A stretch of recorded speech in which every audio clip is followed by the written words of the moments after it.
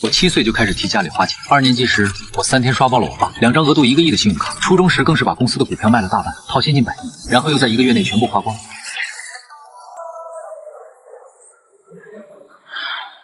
不但引动天海金融大地震，更是差点让我爸失去公司控制权。短短10年，我吸干一个市值几百亿的大公司。苏雨清家中，苏雨清满脸疑惑地看向林初然。初中的时候，你和顾晨还有故事？这混蛋又拿老娘开玩笑。我这些年一直忙着练琴，跟他企鹅上都没聊过2句。下次见他一定揍死他，这样毁我声誉。林初然心跳得厉害，好在他反应够快。顾晨也赶紧读起了选出的问题，强行带观众转移话题。清北自招考试为什么一直都不考国语，反而外语一直存在？而且清北为什么每年有那么多学生去往国外？清北的自招考试是否需要改革？清北到底在为谁培养人才？顾晨一脸懵地看向白经理，这天海电视台里有猛人啊！这一连串的问题与争议其实存在很多年了，不过这些问题不是那么好解决的。清北自身也很无奈，所以只能让质疑一直存在。清北学院那边的老教授见到问题也愣了愣，没想到这场学生的直播竟然会把清北的问题摆上来。别都看我啊！你们难道不懂吗？我能怎么办？不知道这小子会怎么回答，我倒是挺好奇的，他回答什么？这种问题他一个还未入学的学生能怎么办？顾晨也不急着回答，而是喝了口水，然后缓缓道：先说第一个，为什么不考国语？因为清北校内并没有开设国语相关专业，清北不录取这类学生为什么要考？我知道你们想说国语都不好的人算华国人吗？但我想说的是，评价一个人更多还是看他的所作所为，一个国语考试并不重要。而且清北试卷大家也懂，拿到邀请函的同学准备5科已经足够辛苦了，何必再加一课？清北根本没开设专业的国语，真正热爱文学，想在这个专业探索进步的人，没必要去参加清北的自招，等全国统考就好了。有的是好学校去读，清北更多还是培养理工科类的人才，学校的考试安排也是为了学生考虑，请大家理解。再说为什么考外语，相信只要上过研究生的都明白，不会外语根本做不了研究。我不会说这200-300年来华国全面落后，但这就是事实。顾晨的话很平淡，但却让人心生压抑。一些人还在刷顾晨崇洋媚外，顾晨也不管，继续道：所以后面问题的答案也出来了。为什么人才流失？因为人家比我们先进，因为外面更好。当你有机会选择时，你要做怎样的选择？选择高尚的人当然可敬，可选择安逸的人就罪该万死吗？这个社会从来都是这样。如果你是个矮矬穷，就别怪女神抛弃你，选择高富帅。主播可真会比喻，感觉自己被暴击了。至于什么清北替外国培养人才更是可笑，一个学生考到了分数线清北，难道不收他吗？一个土生土长的人才，难道我们不应该培养吗？清北怎么知道后面他会叛逃？而且清北即使不收，能考进清北的学生，国外有的是学校抢着要。就像我，你们知道我为了从盛德高中离开付出了多少努力吗？要是再慢一点，我的飞机就被花旗截住了。这是因为什么？不就是想要我留在花旗上本科吗？顾晨深知适当的吹下牛笔是很利于演讲的啊！没想到花旗这么无耻，顾神你真是太伟大了！花旗畜生国家什么时候死啊？还自诩人类之塔，就是个强盗国家，吸全人类的血。我们什么时候才能超过他？看着弹幕群情激愤，顾晨很欣慰，这些都是自己的坚实后盾，要没这些人，未来还真不好去面对那残酷的国际竞争。我知道大家很气愤。那么要怎样改变现状呢？其实方法很简单，也是我们清北的校训，自强不息。说1000到1万，自身不够强大，那一切都无从谈起。我们要解决你们提的那些问题，唯有自强2字，没有任何捷径可言。如果我们的研究处于领先水平，人才为什么要往外跑？如果我们能开出更优渥的条件，需要担心没人做事吗？主播太会说了，将来是要当清北院长吗？主播这一套大忽悠术，听的人真是心血澎湃。可惜现在是幻想时间。顾晨对这类弹幕置之一笑，继续自己的演讲。我知道你们觉得这一切都太遥远，甚至很多人觉得毫无希望。但是今天我告诉你，我说的这些不会太远，用不了多久，华国会成为全世界的科技中心，世界各国会求着来跟我们合作，我们的产品会成为先进的象征，我们的前进方向就是人类的未来所在。因为我顾晨来了，因为我顾晨是华国人，因为我会改变一切。一个17岁的少年掷地有声的宣言。在繁星明亮的星空下，此时的见证人们，即使再兴奋再感动，也不会相信少年的话会在几年后迅速的成为现实。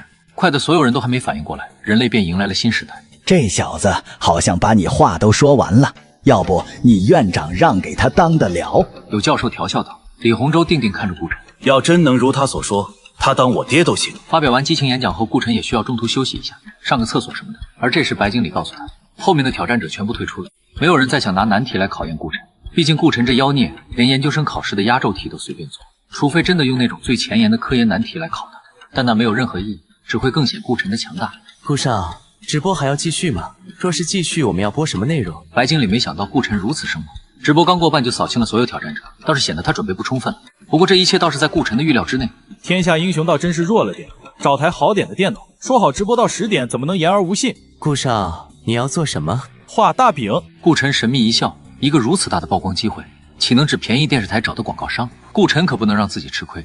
重新回到直播间，顾晨先跟观众解释，已经没有人在连麦挑战，接下来都是自由直播时间。还以为观众们会意兴阑珊，没想到弹幕却更加汹涌。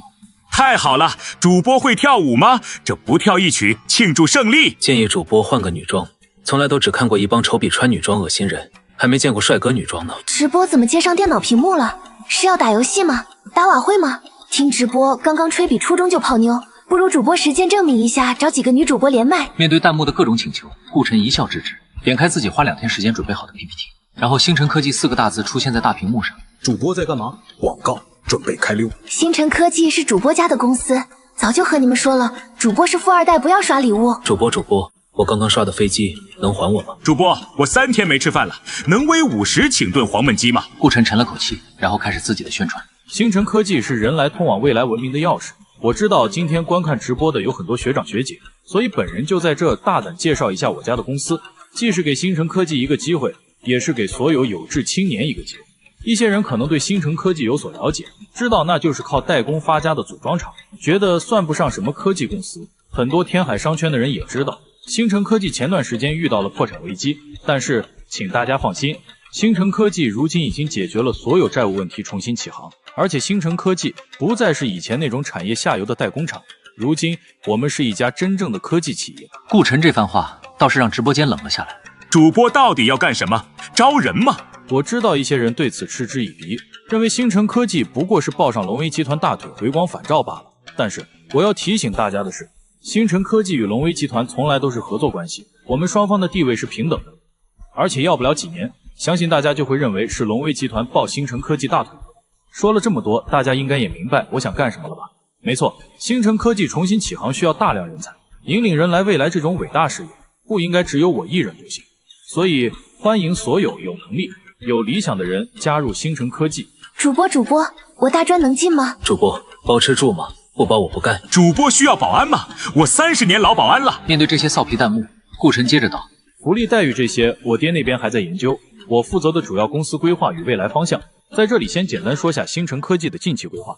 众所周知，新能源是当下的火热项目，而这也是星辰科技未来半年的主攻方向，主要集中在充电速度与电池改良方面。一些看直播的并且了解那日在天穹庄园故事的人，听到顾晨的话后，也是露出了然表情。星辰科技果然想要涉足电池领域。张涛也是看着笔记本苦笑。狗神啊狗神，你早说嘛！真想干电池，凭我们的关系完全可以帮你在未来电池那边入两股，何必自己折腾？而且星辰科技刚摆脱破产危机，就扎进一个完全陌生的领域，这不是纯作死吗？下半年星辰科技会把全部资源投入到这两方面，所以我们目前需要的也是这方面的人才。当然，顾晨后半句没说，最核心研发并不需要人来做，顾晨帮他们搞定最难的。星辰科技就负责试验以及应用就行。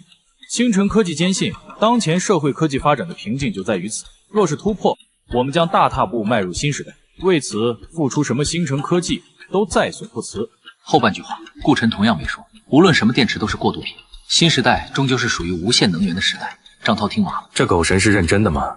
顾家真要死拼电池？一些懂行的人听明白后，也是纷纷打出弹幕。没想到星辰科技如此伟大，对此我只想说，坐等星辰科技再次破产。主播，新能源不是一般人能玩的，若真能解决电池问题，不是随便拿诺奖。主播能拿诺奖吗？各位朋友，忘了跟你们说了，主播是我们天海第1号败家子，这下你们懂了吧？少年轻狂算不上大错，可是有些狂真没必要。大家别泼冷水了，把主播搞抑郁了，我听谁吹牛逼啊？顾晨颇为欣慰地喝了口水，还是这种被质疑的感觉比较熟悉，刚刚一直被吹，还真有点不习惯。除了电池，星辰科技还会在电子人工智能领域布局。每个国人都知道我们在芯片上被卡了脖子，但是请放心，在实现弯道超车前，我们可以用的电池技术换他们的生产工艺。世界人民大团结万岁嘛！主播继续吹，我就喜欢听。早就听过一句话，不怕富二代吃喝玩乐，就怕富二代创业幻想。看到主播，我悟了，弯道超车。听到这4个字，可以判断为骗子了。这么些年骗了国家多少钱了？星辰科技想走哪条弯道？碳基芯片吗？我劝国内的半导体企业们先把最基础的东西搞懂。落后不可怕，落后还狂妄自大，就永远没希望了。兄弟说的诚恳，不过顾晨毕竟少年得意，家里有点产业，做下梦是合理的。顾国璋就在电视台的大楼里，从窗口望望广场上的顾晨，又看看手上的平板，也不知道顾晨这波营销到底是成功还是失败。你们怀疑是正常，毕竟不是什么人都能成功的机缘。总之，想要加入星辰科技的最好趁早，免得以后遗憾终生。说完，顾晨关掉 PPT。好了，刚刚不是很多人让我打游戏吗？实不相瞒，主播玩过的游戏都是王者水平，欢迎各位来战。作为一个顶级黑客，手速反应力自然不用多说，无论是 MOBA 类游戏还是射击，亦或是经典的格斗单挑，顾晨都是轻松拿捏了参与的网瘾少年。诸位，下次直播再见，欢迎你们关注我的个人社交账号。结束直播回到家没多久，顾晨便听到了系统的提示音：恭喜宿主完成直播任务，任务奖励已发放。除了任务的5000名望值外，宿主通过直播还额外收集了5000名望值。天才永远来自广大群众，即使宿主站得再高，也别忘了自己来自何处，记得多与大家交流，相信他们终会是你的后盾。额外5000名望值，看来这次直播影响力真的很大，而且自己前面的答题真的震撼了很多人，不然依系统的风格怎么会给自己那么高的名望值？至于后面那句话，顾晨自动忽略，系统就这么不信任自己吗？顾晨什么都会干，就是不会干叛徒。心念一沉，顾晨拿出系统给的实物奖励——超微全景记录仪，看上去就是一颗半径不到2毫米的小珍珠。顾晨甚至找不到他的摄像头在哪儿，也不知道是怎么做记录的。按照说明书，顾晨将其接入到小呆的本体，然后让顾晨惊叹的事情发生。那颗小珍珠就这么丝滑融入到了戒指之中，仿佛从未存在过一样。这是什么外星科技？夸克重组还是原子撕裂？不会炸吗？顾晨心中惊叹，但还是对着系统骂道：“狗系统，我的记录仪呢？还回来！”系统无语了：“你是傻子吗？跟小呆说一声，不就出来了吗？”顾晨有些脸红，毕竟按照说明，这个记录仪是可以放在任何地方的，有能源输入它就可以工作。顾晨也不急着取出来，而是转而拿起手机对小呆问道：“小呆，掌握这玩意儿了吗？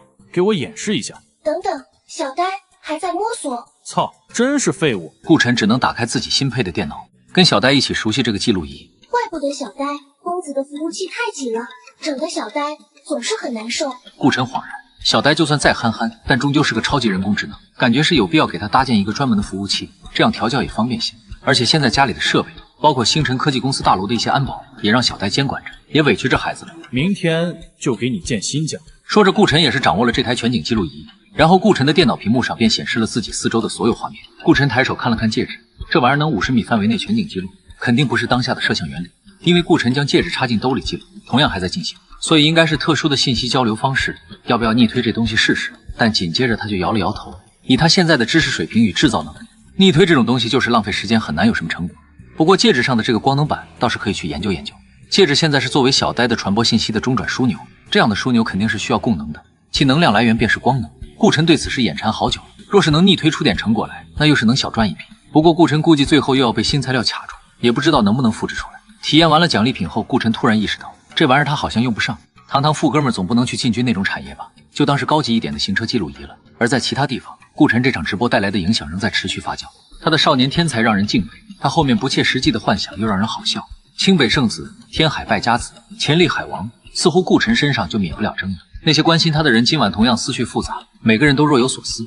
岳小飞对顾晨后面的那些宣言深信不疑，他可能也是当下最信任顾晨的人，甚至超过了顾国璋。原因很简单，岳小飞最近几乎都是泡在研发部，他知道顾晨给他的电池厉害，但没想到能达到这般地步。如今这款石墨烯电池已经在进行实际测试了。岳小飞相信，当这代产品推出后，过往的那些超长续航大电量手机都会成为笑话。在残酷的手机市场中，当有某一项突出时，往往能带来巨大优势。而现在电池的这个优势是划时代的，再加上龙威的手机，其他方面也没短板。现在的岳小飞是真的有了与花旗大牌争锋的底气。唯一遗憾的就是电池接口的关键技术，星辰并没有交给龙威，这涉及充电速度与能量平衡，算是被星辰小卡了一下脖子。但岳小飞也足够感激了。正如那天顾晨所说，龙威不合作，有的是公司愿意跟星辰合作，而且光这块电池已经足够龙威吃了。现在岳小飞是很期待顾晨后续在电池领域的开拓，那真的会是一个新时代。现在龙威集团可要抱紧星辰科技的大腿，最好双方一直合作下去。苏雨清与林初然就不会想这么多，只当顾晨正常吹水，他们只是为顾晨打破对他成绩的质疑感到开心。现在两个姑娘已经在商量剩下的假期去哪里玩。苏雨清想要约上顾晨一起，林初然本不同意，但细想一下，有个干苦力的人也不错，所以也没反对苏雨清将顾晨拉进群。然而苏雨清抓了顾晨几次，顾晨都没有回应。现在的年轻人都睡得这么早，这还没到1点呀。第二天早上，顾晨才发现自己的企鹅聊天界面多了个群。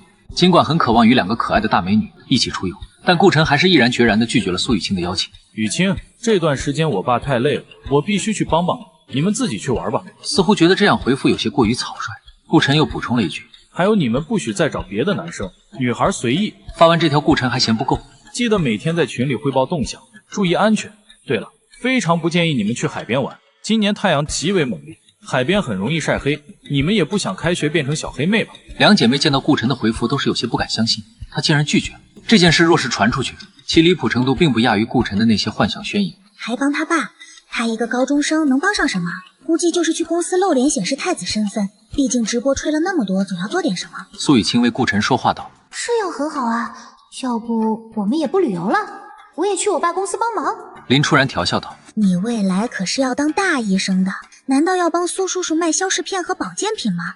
你就别瞎折腾了，好好享受这个假期，不然你们医学生以后可没有闲的时候啦。苏雨清自然明白这个道理。苏家说好听点开的是医药公司，难听点就是食品公司，生产的多是保健品一类的东西。这些年苏洛也一直想要转型，可要去真正做药，需要大量的资金与足够专业的人才，这些都是苏家所不具备的。所以他是非常赞成女儿学医的，不仅仅是妻子的病，还有苏家的未来。好吧，那就我们两姐妹去开心的玩。不过顾晨为什么不建议去海边？现在正是夏天，不正是去海边的好时候吗？涂好防晒没那么容易晒黑吧？林初然真的不知该说什么。苏雨清如此不懂男人，如何和顾晨那种老油条斗啊？想了想，林初然直接在群里道：顾晨，我要带雨清去海边，今天刚买了2套漂亮泳衣。我操，顾晨真是服了，忽略了林初然这坏女人了。早知道就不强调别去海边了。林初然，我劝你善良，要是把我家雨清教坏了，你可是要赔的。发完这句，顾晨也是收起手机。堂堂清北圣子，岂能每天儿女情长？当前还是搞钱要紧。苏雨清也终于明白过来，红着拍打林初然。坏初然，我们不去海边，去南诏省吧？听说那边天蓝风轻，很是美丽。好，听你的。林初然允道。不过有一话他没说，你为顾晨独守芳华，可那混蛋未必会为你洁身自好。假期给老爹帮忙，是顾晨早就计划好的事。星辰科技现在需要壮大，顾晨不出手的话，光靠顾国璋自己折腾，还不知道要猴年马月。正跟老爸吃着早饭，跟他商量直接去实验室时，顾晨脑海里响起了系统的提示音。丁，作为一个男人，履行自己的承诺是必要的。主线任务：证明哥德巴赫猜想，任务奖励未知，任务时限3年。主线任务：完成石墨烯电池的最终改进，拿下至少3家车企订单，并发表3篇相关科学论文。任务奖励2万3名望值，基础学科化学点2点，商城抽奖机会2次，初级电力发动机设计图纸1份。哇塞，这第2个任务的奖励也太豪华了，什么名望值、化学点都是其次，这个发动机图纸可太香了。在发动机这块，华国一直都是落后于外面的。虽说顾晨有信心将来能赶上，但那不知要什么时候，而且他的精力总归是有限的。若是能直接得到图纸，那就省去了很多事，再加上新电池，那真的是要带着整个汽车产业一飞冲天了。欣喜过后，顾晨也是下定决心，这段时间他就累死在实验室，也要将能用在汽车上的石墨烯电池搞出来。不过这第1个任务介绍是不是有点过于简单了？奖励都不说，系统怎么第1个任务奖励不注明？因为我无法判断你能否完成，这个任务奖励是根据你完成的时间来决定的，这些都不确定，所以没有注明。顾晨不服，这么看不起人是吧？老子后面优先加点数学，就不信拿不下一个几百年前的老猜想。心中自信满满，顾晨还是很实诚地问道：我数学能力大概要达到多少才能解决哥德巴赫猜想？至少80。系统回答。顾晨不由倒吸了一口凉气。80，这意味着他的制造等级必须达到4级，不然没法加点到80，而且系统不允许偏科，这就需要顾晨其他学科的数值点也要达到80。这 TM 得需要多少名望值，多少金钱？顾晨不敢去算了，专注名利吧。希望狗系统后面多出几个名望值高的任务吧，就像现在这个电池任务一样。可这个任务也只有2万多名望值，自己还不知道要折腾几个月，真是让人绝望。难怪系统不敢给出具体的奖励，时间仅限3年，自己完不成的概率还是很大的。任务完不成应该没什么后果吧？主线任务失败有惩罚，扣除相关基础学科点数是10点，并且系统关闭1年，不再发布任何任务。操！顾晨现在真的后悔，直播吹点一般的牛也就算了，为什么要跟哥猜较劲啊？那么多大神，几百年都没搞定的难题，自己非要死磕干嘛？在数学面前，人类真应该谦虚一点。看来清北只能去数院了，跟着那些老头子一起搞，未必就需要80以上的数学点。顾晨在心里对自己的大学专业做出了决定。虽然顾晨早就和顾国璋说了要来帮他的事，但今天一早见到顾晨起来时，顾国璋还是很惊讶。昨天才直播完，也不休息几天嘛。儿子，真是辛苦你了，假期还跟我去上班。听说你很多同学都去旅游了，老爸愧疚啊。顾国璋又愧疚又心疼。顾晨没工夫煽情，径直拉开车门。别啰嗦了，出发吧。顾晨现在有点后悔将家里那些不动产卖完。虽说未来属于星空，但当下土地仍是根本。如今星辰科技没有大的实验室，目前的石墨烯项目还是用的龙威集团的实验室。爹，咱们还是需要拿地啊，总不能一直没有自己的科研中心吧？顾国璋自然懂这个道理，但哪有那么简单？尤其天海这种寸土寸金的商业城市，要批快的给我们太难了。当然，最关键是咱们没钱。等龙威的新产品发布，去跟上面谈谈。天海这么大的城市，总不能连个科技园区都没有。我看东郊平远山、流金河那一片就不错，看能不能开发一下。顾国璋很是无语的白眼道：“那一片可是天海的重点风景区，你去那儿搞开发，天海市民一口一个唾沫都能淹死你。天海这样的城市，要弄个风景区出来，有什么必要吗？”顾晨撇撇嘴，而且我说的科技园区绝对是绿色无污染的，也不影响环境，为什么不可以？你说绿色就绿色，你以为你是谁？想要说洞上面批这样的项目，等你成院士再说吧。顾晨也犯难了，想在天海拿地真的困难重重，而且看上去是无解的。毕竟短时间内星辰科技无法赚到太多钱。儿啊，爹知道你想法宏大，但什么事都得慢慢来，该有的东西总会有的。先慢慢来。顾晨点头，但心中还是有些莫名的焦急的。尤其昨夜系统那一句给你小呆，就是不希望你有什么事儿都来问我，总让顾晨有种强烈的危机感。偏偏还不知道危机来自哪里。父子二人很快来到了龙威集团在天海的研发中心。儿子，真不用我跟你去吗？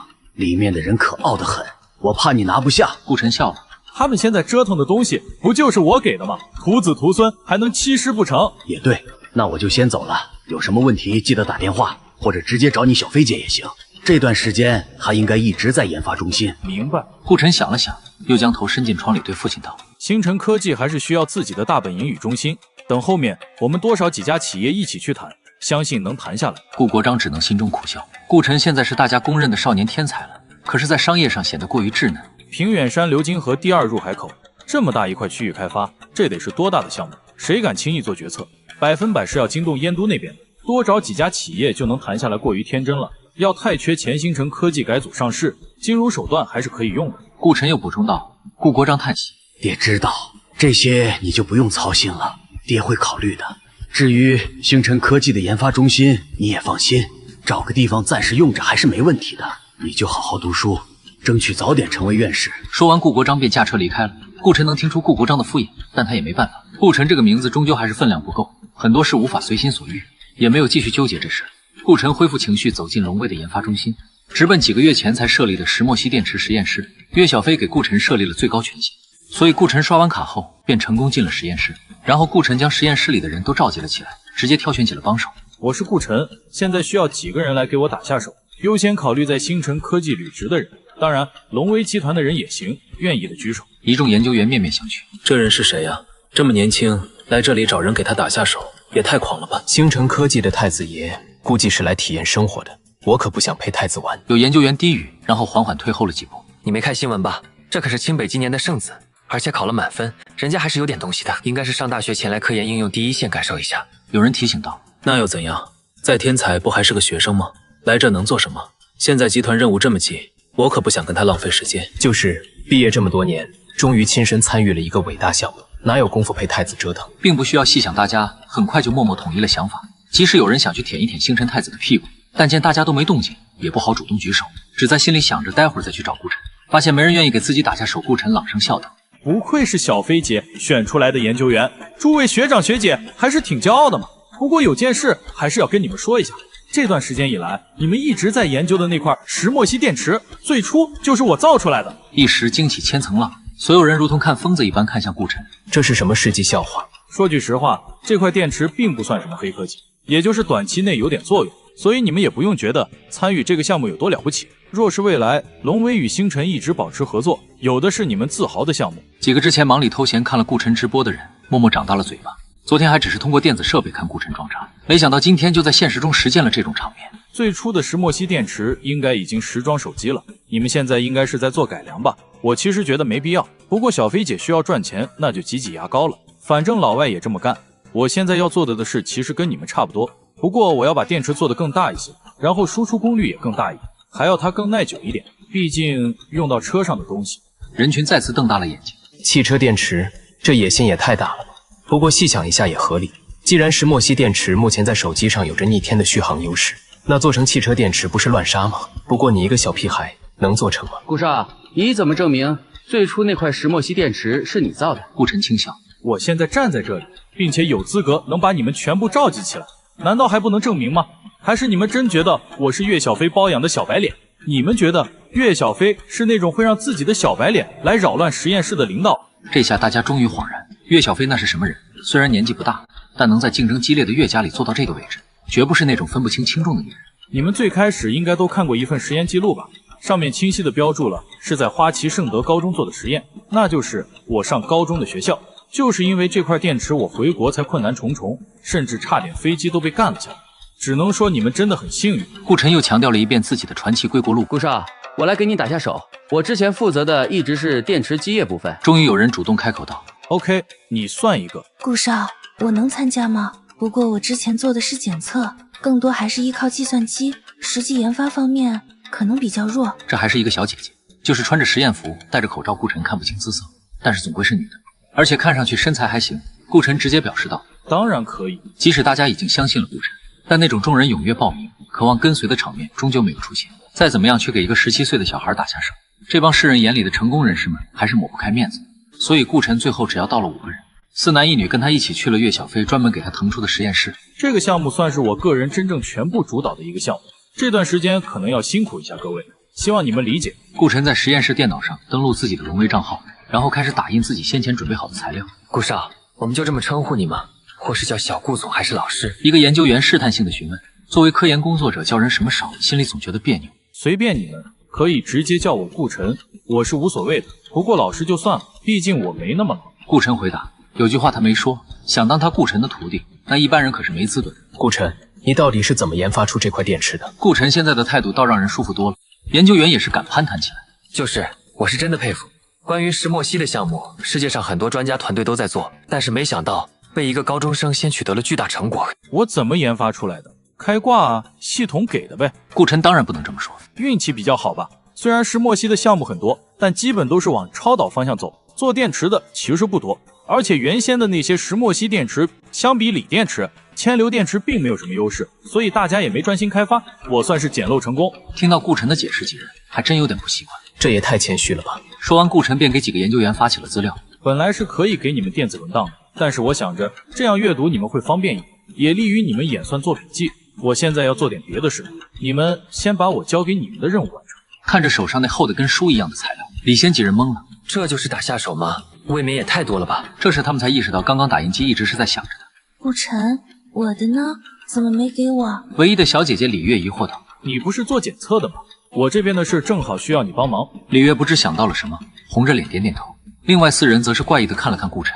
早就有传言说顾家公子风流不羁，没想到竟这般肆无顾忌。本来研发中心妹子就少，顾晨还来这边出手，真是有些过分了。可惜4人也不敢说些什么，毕竟和顾晨抢姑娘实在没底气。OK， 那我们就开始工作了。你们遇到难题可以先讨论，实在不行再来问我，工位随便选。说完，顾晨走向内侧安门后的扫描检测室。学姐是叫李月对吧？跟我来。顾晨也不急着扫描手上的戒指，而是先将戒指连接到电脑主系统上，然后开始敲击起了键盘。顾晨，我们还不开始吗？你要扫描检测东西吗？等一下，这傻孩子太笨了，教了这么久，这点小事都搞不定。顾晨指的自然就是小呆，这里是龙威集团的地盘，顾晨不敢保证里面没坏人，所以他必须谨慎小心。最稳妥的方式自然就是让小呆接管所有电子设备。李月一头雾水，只能在后面看着顾晨。搞定。顾晨拿着戒指不动声色地站起来，他不会告诉李月自己拿下了这栋楼，现在他的权限甚至要超过了岳小飞。你负责记录下所有数据，目录就先按你以前工作的那些来。顾晨对李月吩咐：“我去操作扫描仪。”李月点点头。还以为能做点新东西，没想到还是老样子，换了个直属领导，但是工作一点没变。李月姐姐，无论你得到什么数据，还有看到什么，都要保密哦，这是我们2个人的秘密。顾晨又对李月强调了一句：“2个人的秘密。”李月脸又红。现在的小孩子都这么会逗人吗？用低等科技扫描分析高等科技产品，这倒是次有趣的实验。顾晨笑笑，然后从兜里掏出一张使用说明书，开始按步骤操作起来。这一行为倒是把记录台的李月看傻了。现在的年轻人都这么玩吗？顾晨，要不让赵栋进来，他对扫描仪很熟悉。没事儿，设备弄坏了我会陪小飞姐。顾晨断然拒绝，他怎么可能让人来摆弄自己的戒指？这玩意儿放出去，可是有可能引发世界大战的。李月附额。这是赔偿的问题吗？人家是担心你出什么意外。天才毕竟是天才。顾晨还是轻松学会了设备的操作，然后李月就顾不得担忧顾晨了，因为扫描数据已经开始输出，他的工作开始了。正常情况下，所有的数据都会自动备份到龙威集团的系统里。可李月不知道的是，这些资料全世界也就他一个人能得见。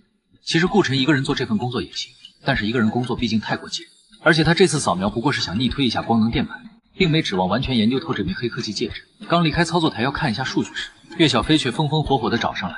好啊，小弟弟，到了这边不先来办公室找我，反而直接勾搭起了我的人，是不是太过分？岳小飞人未到，声音却先传进来了。顾晨赶忙去迎。小飞姐，你可别冤枉我，他们都是自愿的，我可不是那种用强的人。是吗？岳小飞鬼魅一笑。你8岁强翻姐姐裤兜要钱，甚至要脱我裤子时，我怎么没发现你那么温柔？外面的4个研究员以及李月皆是全体石化。岳总还真是不避讳啊。顾晨欲哭无泪。谣言是怎么来的？世上90%的谣言都跟正主脱不了干系，自己小白脸的名声几乎是岳小飞这个好姐姐一手促成的。姐，你不要面子我还要呢，我们去你办公室慢慢聊。顾晨赶忙在岳小飞耳旁低语：好，听你的，我们去办公室慢慢聊。岳小飞却音量不减。李月很是羡慕地看着岳小飞。唉，有钱真好，自己还需继续努力。顾晨服了，也拿岳小飞没办法。算了，世人爱咋说就咋说吧，只希望不要影响了自己的桃花运。李月姐姐，你帮我整理好，主要是光板那方面，我给你标注一下。顾晨对着李月交代。然后你先用计算机尝试分析一下它的分子结构，我待会儿来看。李月姐姐，岳小飞用充满警示的目光打量了一下这位研究员，看上去挺一般的，顾晨应该看不上吧？不过这风流小子也说不准啊。李月被岳小飞看得头皮发麻，只能低声应了一句，然后专心看起了电脑。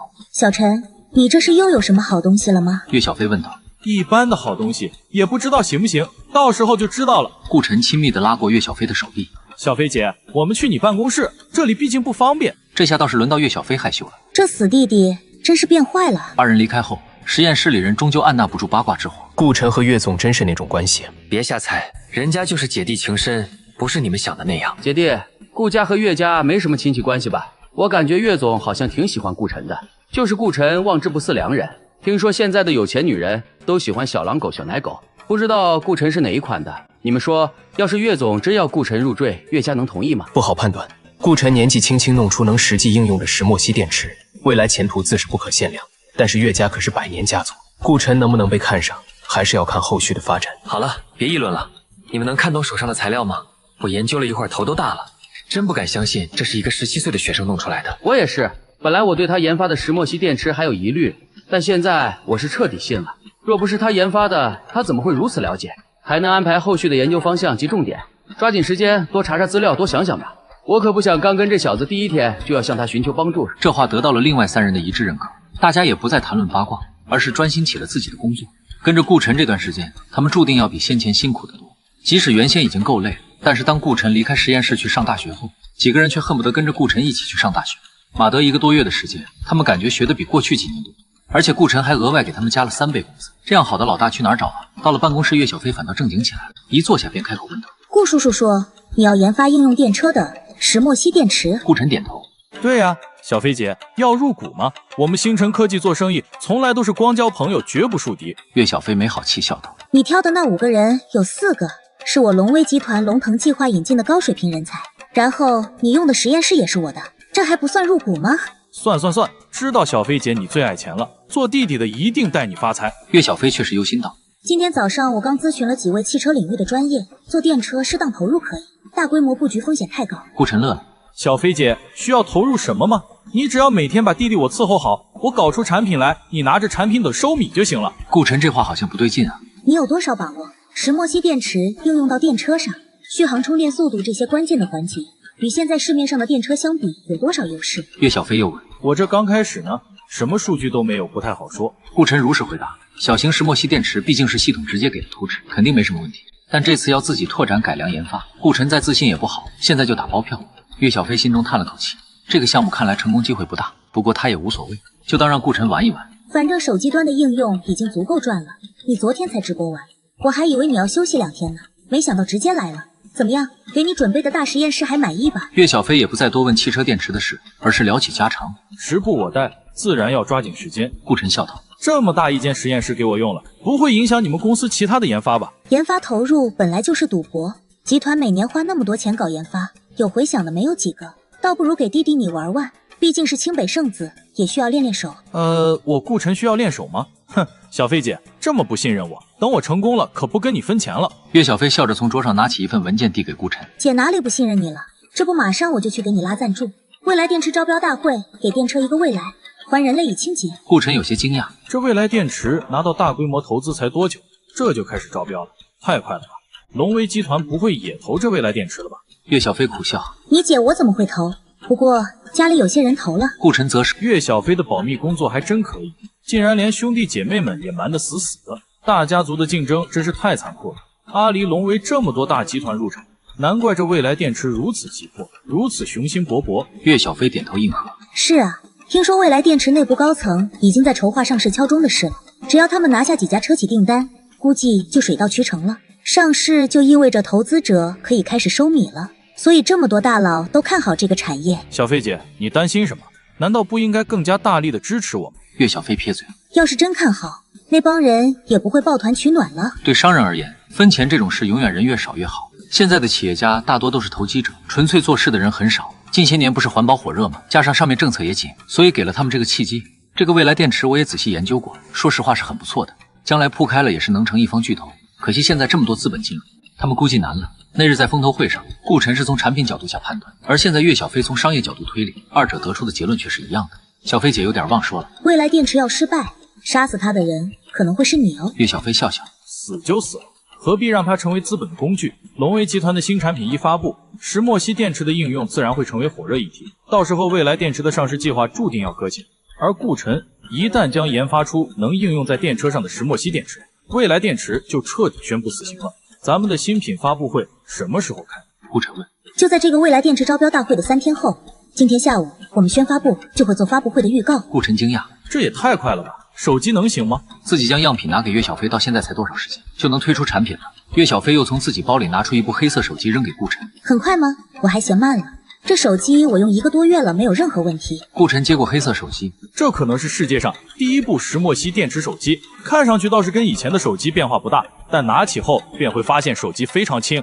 这就是石墨烯电池带来的第一个好处。龙威每一代新品都是要提前设计安排的，这个手机其实早就可以生产了，现在就是换了块电池，竟然各项测试都没问题，那何必再小心翼翼？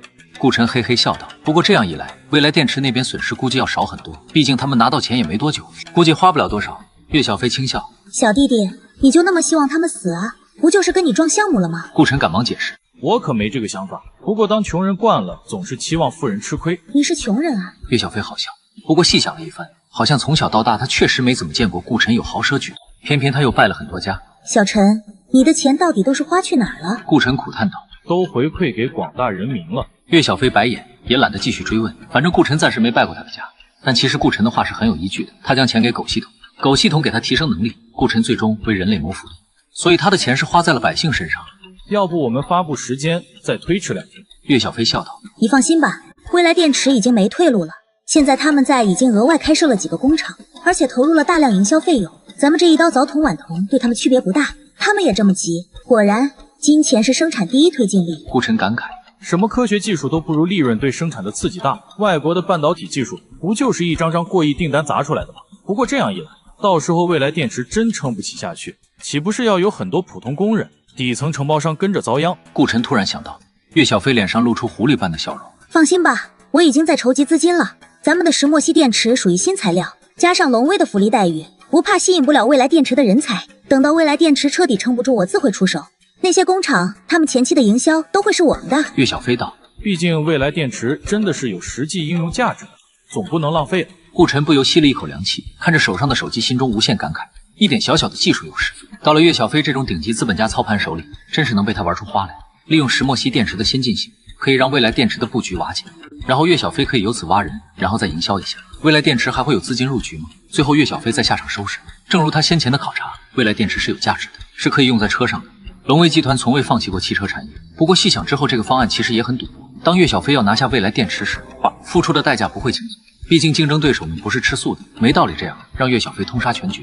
当然，岳小飞也可以直接放弃最后一部分，他什么损失也没有，赚几个行业人才也足够了。汽车产业慢慢来就是了。至于顾晨这边，岳小飞也说了是让他玩票，一个暑假还能真让汽车产业、新能源产业翻天不成？顾晨成功了，他直接起飞，去清北给顾晨当1年侍女都不亏，失败了也没什么。这就是上位领导者的决策布局，永远让自己不亏，等于一直血赚。小飞姐，我听到了你的商业秘密，不会有什么生命危险吧？顾晨害怕的抱手道。岳小飞点点顾晨额头，这算什么秘密？姐还有更秘密的事，弟弟你想要了解吗？顾晨瞳孔一锁，看着岳小飞那魅惑的面容以及那不可描述的身材，不自觉地咽了咽口水，只觉得此地不可久留。我回实验室了。顾晨一回来就专心投入到了工作中。李月将几张数据表递给顾晨，还是忍不住好奇地问道：这是什么东西？又是一种新电池吗？太阳能电板，没什么特别的。顾晨也不顾忌坐下，接着道：你觉得这东西我们现在能生产出来吗？顾晨如此相问，李月倒是有些受宠若惊，这是要自己亲自参与研发的意思。从基本构成来看，应该是能产的，不过如何拼凑似乎是个麻烦。顾晨点点头，不愧是龙威集团龙腾计划引进的研究员，即使只是检测岗水平还是在线的。那我们就开始，先把所有需要的原材料确定下来，然后尝试做出这个电板。顾晨将数据表放在一边，然后在电脑上开始了建模。你来负责采光部分，其他交给我，我们要抓紧时间，毕竟李先那边才是重头戏。李月愣了，这雷厉风行的感觉真不像没上过大学的学生。有问题吗？顾晨见李月愣住，皱眉道：没有。李月赶忙摇头，然后拿着数据表坐下开始工作。通过刚刚的整理，李月心里是有个初步判断的。采光部分材料的确定应该是最简单的工作，等于顾晨把最难的都做了。他要是连这最简单的都有问题，那也没必要在龙威待下去了。整整一天，除了下午去食堂吃了个饭，顾晨都是泡在实验室里，这让李月四人心里更加佩服。天才只会让人羡慕，但是努力的天才永远让人崇敬。一直熬到晚上，李月总算将采光部分搞定。这时李先等人都已经下班离开了。当李月开心地跟顾晨汇报时，却发现顾晨的电脑上已经有了一个太阳能模板，这也太妖孽了吧！李月感觉顾晨或许根本不需要自己这点工作他可能1个小时就搞定。顾晨并没有在意李月的情绪变化，接过李月的分析表，赞许地点点头。很不错，现在天都黑了，你也早点回去休息。我后面会把所有东西发你，明天你就负责采购，我再去生产实验室那边模拟一下。李月心中难掩挫败感。顾晨，你是外星人吗？这本来就是我的东西，做个逆推不是很简单吗？何况我们只做光板部分。顾晨笑道：人与人的差距真是比狗还大。李月感慨，从小到大他一直算别人家的孩子，虽说也遇到一些大佬，但是像顾晨这样的妖孽还真是第一次遇到。姐姐，你说我是狗吗？顾晨笑道。李月也不解释，换话题道：那你还不回去吗？光热转电这里有点小问题，我再看看，就住实验室了。对了，咱们还没加好友呢，加一下，不然也不好发资料给你。拿过李月的手机后，顾晨理所当然的让小呆入住了李月的手机。即使姐姐再可靠，顾晨也要做点错事，这是必要的。听到顾晨要在实验室熬夜，李月又佩服又心疼，忍不住开口道：要不我今晚陪你。虽然他可能跟不上顾晨的工作进度，但是泡个咖啡暖暖床的事儿还是能做的。让李月工作到现在，顾晨已经算黑心了，没道理让人家女生熬夜。于是他指了指实验室顶部的摄像头，实验室都有监控，小飞姐可是能看到哦。李月脸色一红，又忘了这小公子是岳总的了。早上岳总的眼神可是要杀人的。那我回去了，你也别熬太久，早点休息。李月走后，顾晨看着电脑叹息一声：小呆啊小呆，你什么时候才能长大？逆推这种事，厉害点的人工智能不都可以直接自己做吗？小呆一直在学习。屏幕上主动跳出了一行大字，表明小呆确实比刚开始强了许多，至少跟顾晨的互动越来越像人了。摇了摇头，顾晨继续自己的工作。折腾了一整天，李月以为顾晨已经要成功了，但顾晨清楚，现在自己搞的模型跟戒指上的光能板相比差远了。不说体积做不到那么微小，而且能量转化还是需要先进行光能转热能。戒指那种光能直接变电能的顾晨现在完全无法理解。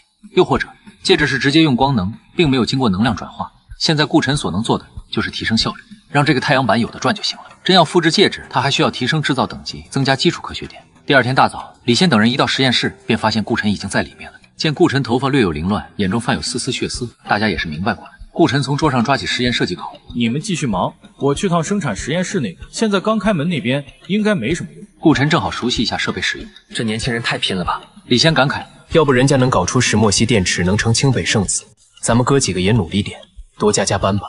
讲实话，昨天我举手是想着给少爷打下手能轻松点，没想到却是超级加倍。这样不好吗？昨天顾晨给的材料，我现在都没弄明白。既然选择了科研，那我们便只能用生命来拼了。赵东坐到自己的桌前，继续昨天未尽的事。确实，这就是科研狗的命。我们现在待遇不俗，已经够幸福了。李现笑笑，也是开始了工作。一直到傍晚时，李月才抱着一个箱子来到生产实验室。我跑了天海好几个研究所与研究中心，终于把要的东西凑齐了。李月喘着粗气，额头上还有汗珠，显然是不想耽搁顾晨的时间。顾晨十分惊讶，还以为要好几天，你也太厉害了吧？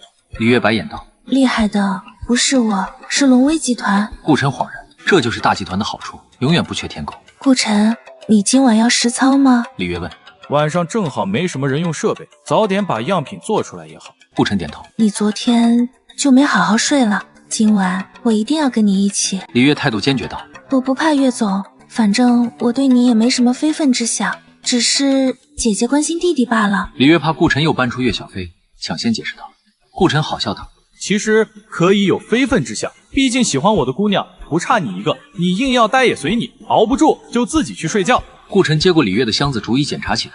李月看看头上的摄像头，咬咬牙，还是留了下来。这晚，李月倒是完全成了打下手的助理。看着顾晨那专注的眼神、俊俏的侧脸，李月不得不感叹，上帝过于宠爱这个男人，把什么好的都给了他，也是美色在前。李月当晚毫无困意，但随着试验进行，她的注意力也完全转移到了这块太阳能光板上。这成功了！这是什么恐怖效率？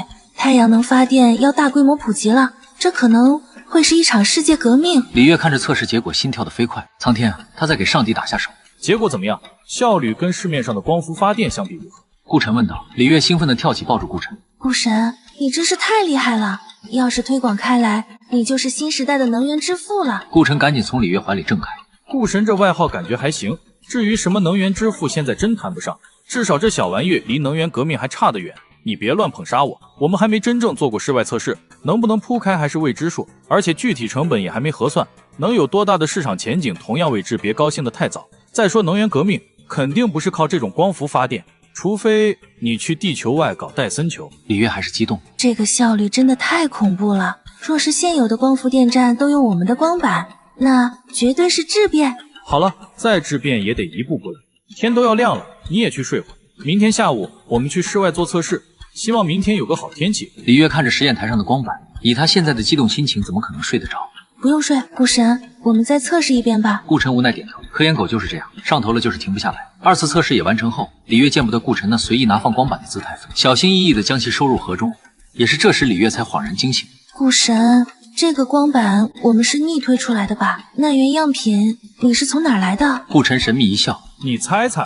李月瞪大眼睛，顾神，你不会真是外星人吧？顾晨哈哈笑道。你见过这么帅的外星人吗？李月想起了昨天早上顾晨跟他说的话，这是他们两个人的秘密，知道不应该继续追问，但他还是忍不住在心里猜测。顾神，你不会窃取了花旗那边某个大佬的成果吧？那你看到时候我们的产品是不是独一无二不就行了？顾晨道。很快顾晨也想到了网上的一些留言，逗弄李月道。你也别猜了，实话跟你说，这是我在花旗15区得到的，没有任何人知道啊。李月一脸震惊，花旗真有15区？那岂不是真有外星人？天亮之后，二人期待的好天气没有来，天空反而飘起了小雨。李月显得有些沮丧，顾晨倒是淡然。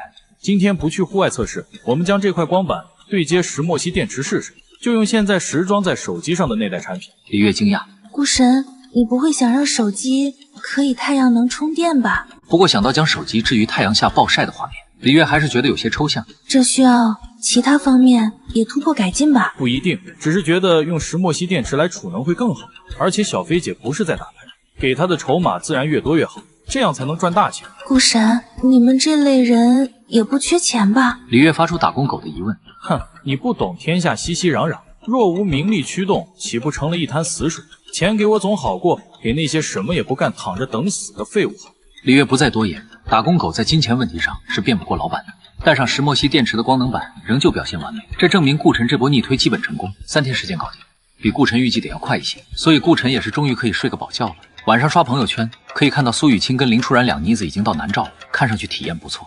而且苏雨清这老实孩子，真的每天都在群里汇报行踪。可惜顾晨一直在忙，都没有回复。聊天信息里只有林初然的一个个吐槽表情包。难得早休一天，顾晨便直接在群里发起了视频通话。没多久，苏雨清的小脑袋便出现在了画面了。小姑娘似乎刚洗漱完，用毛巾包着头发，身上就一件宽松的淡黄色睡袍。顾晨，你就这么忙吗？消息都不回一条。苏雨清语气颇为心酸。顾晨根本不懂安慰姑娘，很是坦诚的道：对呀，这3天就睡了几个小时，你看我都有黑眼圈了，颜值都下降了几分。偏偏这话却十分有效。苏雨清瞬间忘了顾晨几天不回消息的事，反而关心道：怎么这么辛苦？你不是小老板吗？为什么要做这么多？你可是未成年，每天要睡够啊。傻姑娘，我做的事别人也帮不上忙，只能自己辛苦。没办法，身为领袖自然要做最艰难的事。顾晨大义凛然，等你以后长大就明白了，能力越大责任就越大。苏雨清还想劝顾晨，若总是劳累有人会心疼，可不知为什么苏雨清没有劝出口，他感觉自己的话不会有任何作用。顾晨并不是专属于他一人。所以你们现在是在做电池吗？苏雨清转而问道。对呀，石墨烯电池一个超级酷的小玩意儿，还有光能电板都是一个项目组。苏雨清回忆起那日在风投会上的事，石墨烯电池即使非专业的他也意识到了什么。你们进展如何了？苏雨清问完就后悔了，这种秘密他不应该多嘴的。顾晨则是无所谓道。过2天龙威集团不是要开发布会吗？到时候你就知道了，等后面分红再下来，我欠你的1个亿很快也能还你。苏雨清却摆手道：不用，还不用还，我也用不到钱。你们那边搞这种新研发应该很缺钱，就拿着用吧。顾晨悠悠道：雨清，一般投入都是需要回报的，你不用我还，不会是想对我图谋不轨吧？苏雨清愣了一下，这是什么意思？顾晨则继续道：不过苏雨清，我愿意。苏雨清脑瓜子嗡嗡的，你愿意什么？你在说些什么呀？话说雨清，我去花期前给你的那份婚约还在吗？其实那就是真品，当年你爹和我爹亲自签的，我还你钱，你把婚约还我行吗？有点不想退了。苏雨清终于反应过来了，顾晨，这是在表白吗？一瞬间，小姑娘红得如同洱海边的晚霞一般，低下头都不敢看顾晨了。雨清，你在跟谁说话呢？这浴袍都沾水了，我不想用。你翻下我的睡衣，然后……顾晨瞪大了眼睛，卧槽，大晚上竟有这种福利，罪过啊罪过！因为林初然的慷慨大方，顾晨这一晚睡得十分舒服。第2天起了个大早，神清气爽地赶往实验室，然后刚一到李先，便拿着手机迎了上来。顾晨，你看新闻了吗？蔚来电池今天召开招标大会，我看了下媒体爆出的数据，他们的产品相比过往电池储能提升了20%，成本还降低了一点，这也太夸张了。经过昨天李月的发扬，现在大家都习惯叫顾晨为顾神了。顾晨看了下李先的手机，新闻标题起得十分夸张，国产电池引领新时代，甩开西方就在当下，看上去都快赶上顾晨一半的嚣张了。蔚来电池的招标会也毫无疑问地占据了今日科技圈与财经圈的头条，所有人都在说这次是大赢，但是李先等人却是神色担忧，这蔚来电池可是他们的竞争对手，若是他们赢了，自己这边岂不是输麻了？顾晨看到几人的表情，心中好笑，哥几个看来真是纯粹的科研狗，这段时间估计都没怎么去关心外界的消息。即使是同行业的，当然也可能是龙威的工作真的让他们腾不出时间。不错，策划营销的人还是蛮会挑动情绪的，将来有机会可以挖过来。顾晨做出自己的评价，李先几人皆一脸错愕。这就是顾神的心态吗？真是非常人所能及。顾神，这蔚来电池若真如宣传所言，那可是电池产业的一大步。李先再次强调。顾晨笑道：蔚来电池的样品我看过，基本跟宣传的差不多。李先等人更懵了。既然看过，那怎么？但是你觉得它的储能有我们石墨烯电池大吗？它的质量有我们轻吗？它的充电速度能有我们快吗？李先晕了，赶忙道：顾神，你不能用手机用的去比汽车用的，这二者不同的。我们的汽车电池可是连理论都没完成，所以我们现在就要开始工作，何必把时间浪费在无关的情绪上？赵栋这时提出自己的看法。顾神，若是蔚来电池拿到了国内几大车企的订单，他们形成了一个利益共同体，那往后即使我们拿出优势产品，可能也会被打压。小飞姐不是去参加这场招标会了吗？商业上的事我们不用操心。顾晨道。而且如果良币的价值足够高，劣币驱逐良币的现象便不会发生。岳总也去了招标会。赵栋恍然。顾神，原来你们早就什么都知道。李先也恍然。是啊，他们就是公司里小小的研究员，事关公司大计的消息，上层怎么可能不了解？既然领导已经做出了决策，那他们就执行好了。感觉大家还是有些信心不足，顾晨决定需要提振一下士气。正好今天不下雨了，就带着大家一起去户外做测试。等李月准备好东西，我们一起去户外试验，给你们看看我俩这几天的成果。李月发现李先4人也要一起去石墨，没有些伤感。不是说好2个人的秘密吗？顾神，咱们不藏了吗？丑孩子总要出来见人的，更何况大家都是自己人。顾晨笑道，说是户外测试，其实在研发中心的顶层外面的篮球场以及阳光无法直射的树荫下做测试。今天测试的版本已经是改进过的石墨烯电池版。将所有数据整理收集后，顾晨却仍有些不满意。戒指只要是有光都可以吸收能量，可顾晨他们的光板在树荫下的表现却不怎么好，等于仍需要一定热光支持。不过这也是顾晨目前能做到的极限了，他们的光板也足够横扫市场上的同类产品了。这玩意儿在顾晨看来差强人意，可在李现四人眼中那就是惊为天人了。他们看完测试后的表现比李月之前还要夸张。顾神，确实只有神才能如此逆天。李月，这光板真的是你们3天就做出来了？李月默默点头，心说其实2天就完成了，1天扫描分析，1天采购合成，而且基本是顾晨一人完成的。顾神，你还去清北当什么学生？我看清北应该直接聘你做教授了。赵栋由衷道。顾晨点点头，这提议不错，开学后我去跟院长申请下，毕竟当教授可能要自由一点。17岁的清北教授，想想似乎比什么圣子更有排面一点。对于顾晨的这种装插话，现在大家是深表赞同。光凭石墨烯电池与这块光板，在清北化工系或者材料学院当个教授绰绰有余。现在我真的相信顾神，你能将石墨烯电池应用到汽车上了。那个未来电池要倒大霉了。一般来说，汽车电池的研发投入背后少不了车企的声音，偏偏未来电池是个意外，其背后竟然没有一家车企，反而是互联网及金融大佬居多。其实原因也很简单。未来电池在刚成立时是依靠车企资金支撑的，可惜多年来一直没什么成果，反而别的同行不断进步，慢慢的未来电池也就被抛弃了，等于未来电池是车圈的一个弃子。但是谁知道几年后未来电池竟然取得了重大突破，一下子从弃子变成金凤凰，这让当初投资的车企都倍感后悔，竟然那些搞金融互联网的捡了大便宜。今天的招标会，很多车企领导心中都是五味杂陈，望着未来老总在台上意气风发，只能给自己2巴掌表示悔不当初。最难受的是他们还不能不来，当行业内出现领先技术时，若是你不跟上，那分分钟就会死掉，这就是科技时代的残酷。而未来电池与车圈的这种独特关系，也给了岳小飞忽悠的空间。毕竟石墨烯电池到底能不能用在汽车上，还是一个未知数。而未来电池在这次招标会上直接搬上了一台样车，让所有人都震惊不已。不少车企大佬已经下定决心要与未来电池达成合作。毕竟那些互联网金融企业可是不缺钱的，他们真来汽车行业厮杀，那估计免不了腥风血雨，倒不如服个软，兄弟们一起发财。当然，岳小飞并不担心所有车企都倒向未来电池，只是这个以未来电池为核心的利益团体能小一点总是好的。做生意嘛，朋友多必定胜过敌人多。他首先选择的目标是汉唐汽车的老总韩忠。说起来，岳家和韩家关系一直不错，2大集团也多有合作，所以岳小飞不希望后面跟汉唐汽车成为对手。当然，最关键的原因还是汉唐汽车与未来电池的矛盾最大。当初未来电池的研究方向与汉唐母公司电池部的那边产生了巨大分歧，然后汉唐那边率先取得突破，帮助汉唐汽车在新能源汽车市场上站稳了脚跟，所以未来电池理所当然的就被放弃了。如今汉唐汽车再想跟未来电池合作，不多出点血估计是谈不下来。未来电池的宣讲会结束后，后台会举办有一个非公开的酒会，这也是国内一贯的社交方式。韩忠远远地望着被人群簇拥着的中年男子，心里真是分外无奈。当年跟在自己屁股后面的舔狗小弟，如今却风光无限，真是科技改变命运。可无论心中什么感受，今晚他都是要去找这个曾经的小弟。生意场上没有什么恩怨情仇，唯有利益永恒。韩忠叔叔，好久不见了。正要舔着脸上去聊2句时，一道倩影出现在韩忠身旁。小飞侄女，好久不见，没想到你也对电池感兴趣。韩忠礼貌回应，因为思绪不定，所以他也没心情多跟岳小飞客套。岳小飞看看不远处的场景，自然明白韩忠的心情，所以他也不叙旧，直接开口道：龙威想要造车，不早就是众人皆知的事了吗？这种能引发行业大地震的东西，我自然要来看看。这话倒是让韩忠提起了几分兴趣。其实岳小飞的爷爷几年前就跟他聊过这个问题，双方甚至都要达成合作了。汉唐汽车引入龙威的软件系统，然后双方合作开发新车。可惜后面龙威内部意见不统一，加上一些别的因素，也就搁浅了下来。你们岳家真是豪传，什么都要掺一脚，真是让人羡慕。岳小飞笑道：韩忠叔叔，你就别讽刺我了，造车是我爷爷的夙愿，我也不过想尽尽孝罢了。小飞，咱们就别废话了，你今天总不能是跟我谈你爷爷故事的吧？你到底想说什么？岳小飞抿了口酒，缓缓道：我想要韩忠叔叔放弃未来电池，跟我们龙威合作，龙威给你提供更先进的汽车电池。韩忠人傻了，几乎满头问号。小侄女，你在开什么国际玩笑？但很快韩忠似乎想到了什么，翻开手上未来电池的手册。你二伯可是有未来电池5%的股份，你现在来跟我说这些话是什么意思？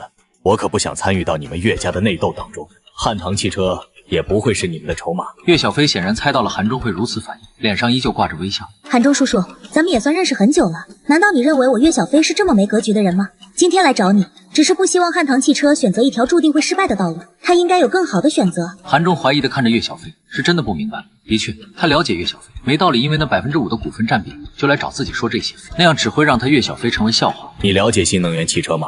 你做过电池领域的调查吗？你有去考察过如今的未来电池吗？侄女，我不知道你的理由是什么，但是你看看朱景身边围着的那些人，你觉得我们都是傻子吗？岳小飞从手包里拿出一张邀请函。3天后，我们龙威召开新品发布会，到时候相信叔叔会明白的。韩中接过邀请函，一张做得很是精致的卡片，正面是时间、地点以及他的名字，背面则是一个个六边形。你们龙威又要发手机了，更新换代真够快的。韩中道。不过我不知道这和我们现在聊的事有什么关系。你知道石墨烯吗？什么意思？岳小飞却神秘一笑。韩中叔叔，我今天也只是劝劝你，不是马上要你和我达成合作协议。虽说在商场上很需要果断，但有时留点余地才是更好的选择。你们的新手机用了石墨烯电池？韩中试探性的询问。岳小飞既不承认也不否认。韩叔叔到时候看发布会不就知道了。这不可能。韩中直接否定。石墨烯这种东西都被炒了多少年了，根本没人用在电池上，一般都在电力传输方面做导体尝试。你在骗我？韩中对新能源产业的相关前沿科学还是颇有研究。石墨烯一直以来都是概念大于实际应用，所以他无法想象岳小飞透露给他的内容。岳小飞这时搬出顾晨的话头：科学不就是让不可能变成可能吗？韩中再次看向手中的邀请函，若是一个普通人和他说这些，他只会一笑置之。可这是岳小飞，龙维集团手机公司的领导者，他的话不能不重视。这个石墨烯电池能用到汽车上吗？韩中再问。岳小飞继续模棱两可道：韩叔叔觉得一样东西是做小容易还是做大容易？记得来参加发布会哦。说完，岳小飞缓步离开。他还需要再去发邀请函，总不能只忽悠一家。韩中呆立在原地。石墨烯电池若是真的成功应用在了手机上，他不敢想会给整个电池领域带来什么变化。看了看仍被人群簇拥着的朱景，韩中知道自己得做两手打算了。小侄女，你们龙威集团真是让人害怕啊！韩中心中感叹，但其实他是期望岳小飞所说属实。相比于去跟昔日小弟低头，他更希望跟龙威合作。又聊了几个车企老总后，岳小飞看时间也差不多了，正准备离开时，一个小姐姐却捧着大朵红玫瑰拦住了岳小飞。岳小姐，这是朱先生给你的，他想邀请你一起看电影。看向酒厅中央，朱景似乎刚摆脱众人纠缠症，快速朝这边走来，脸上挂着自信的微笑，颇有些春风得意马蹄疾的感觉。这倒是有些把岳小飞给逗乐了。多少身家远超朱景，成就远胜朱景的人都没胆子追自己，这朱景刚有腾飞之势，便能有约自己看电影的勇气，真乃非常人。小姐姐，你把花拿走吧。岳小飞好心提醒，不然我待会儿拒绝，可能会让你的老板尴尬哦。小姐姐愣了一下，看着面前女人那让上天都嫉妒的脸，还有那不凡的气质，小姐姐心中明悟，心中替老板默哀了一下后，默默捧着花离开。见到小姐姐捧花离开，走过来的朱景顿时脚步一滞，心中也是有了明悟，但他也不是那种轻言放弃的人。要不然他也不会在被车圈放弃的情况下带领团队搞出未来电池。朱景作为一个30好几的人，之所以一直单身，就是一般的女人入不了其眼。自从几年前偶然见过岳小飞后，他就立誓非其不娶。可惜以他的层次，如何能接触到岳小飞这种天之娇女？直到今天，才终于有机会接触到多年的女神。岳小姐，真没想到你能来，我好高兴。朱景一时也不知道该说什么，显得十分紧张。岳小飞根本不想搭理这种中年油腻男。朱先生，演讲的不错。我还有事先走了。然后岳小飞轻轻一笑，绕过朱景朝门外走去，只留下孤独的男人原地受伤。怎么样，吃瘪了吧？早就和你说了，不要心急。我们岳家的小公主岂是那么容易拿下的？一个有些肥胖、满脸油光的人摇晃着酒杯走到朱景身旁。这人正是岳小飞的二伯岳敬楼，也就是他占据了未来电池5%的股份。朱景装作不在意的笑笑：“小弟也只是尝试一下，哪敢奢望做岳家的赘婿？”岳敬楼哈哈大笑：“什么赘婿？女人都是要嫁出去的。朱总可别听外面人乱说。”朱景心中若有所思，这种大家族的内部斗争不会比商场上的斗争简单，反而更加凶险刺激。毕竟这是对血缘亲情的残酷践踏。还得岳总多多帮扶。朱景笑道：“一起进步，一起成长啊。”岳敬楼眯起小眼道：“对于朱景追岳小飞，其实岳敬楼并不抱期待。那小妮子的脾气，家里人都了解。他实在想象不到有男人能收服，但是他不介意给予朱景一些暗示与鼓励。若真能把岳小飞从岳家搬出去，相信很多人都是开心的。这是小飞的联系方式，加油！”朱景接过岳敬楼递过来的纸条，也随之给出自己的承诺：“多谢岳总，若是未来电池成功上市，我再从我这边花1%给岳总。”岳敬楼笑得更开心了，还以为这未来电池的老总隐忍多年，终得功成，能有多么厉害？合着也是个见到女人就走不动路的家伙。未来电池的盘子一旦做大，你还守得住吗？朱景不知道岳敬楼心中所想，现在的他只知道自己缺个女人，缺个配得上自己的女人。第二天一大早，朱景便出现在了岳小飞所住的酒店楼下，静静地等着女神出现。当岳小飞拖着行李箱出现在酒店大堂时，朱景有些不解。按照流程，今天未来电池会邀请所有小伙伴们一起去江城的工厂里参观，怎么岳小飞就要走了？岳小姐，你要走了吗？朱景直接上前问道。现在的男人都这么不懂事吗？岳小飞心累，他要赶着回天海准备发布会，哪有时间耽搁？朱总，你是不是想追我？岳小飞懒得废话，我不喜欢你，请你别浪费时间。朱景被当头浇了一盆冷水，但仍保持微笑道：“岳小姐说笑了，只是今天不是要去工厂参观吗？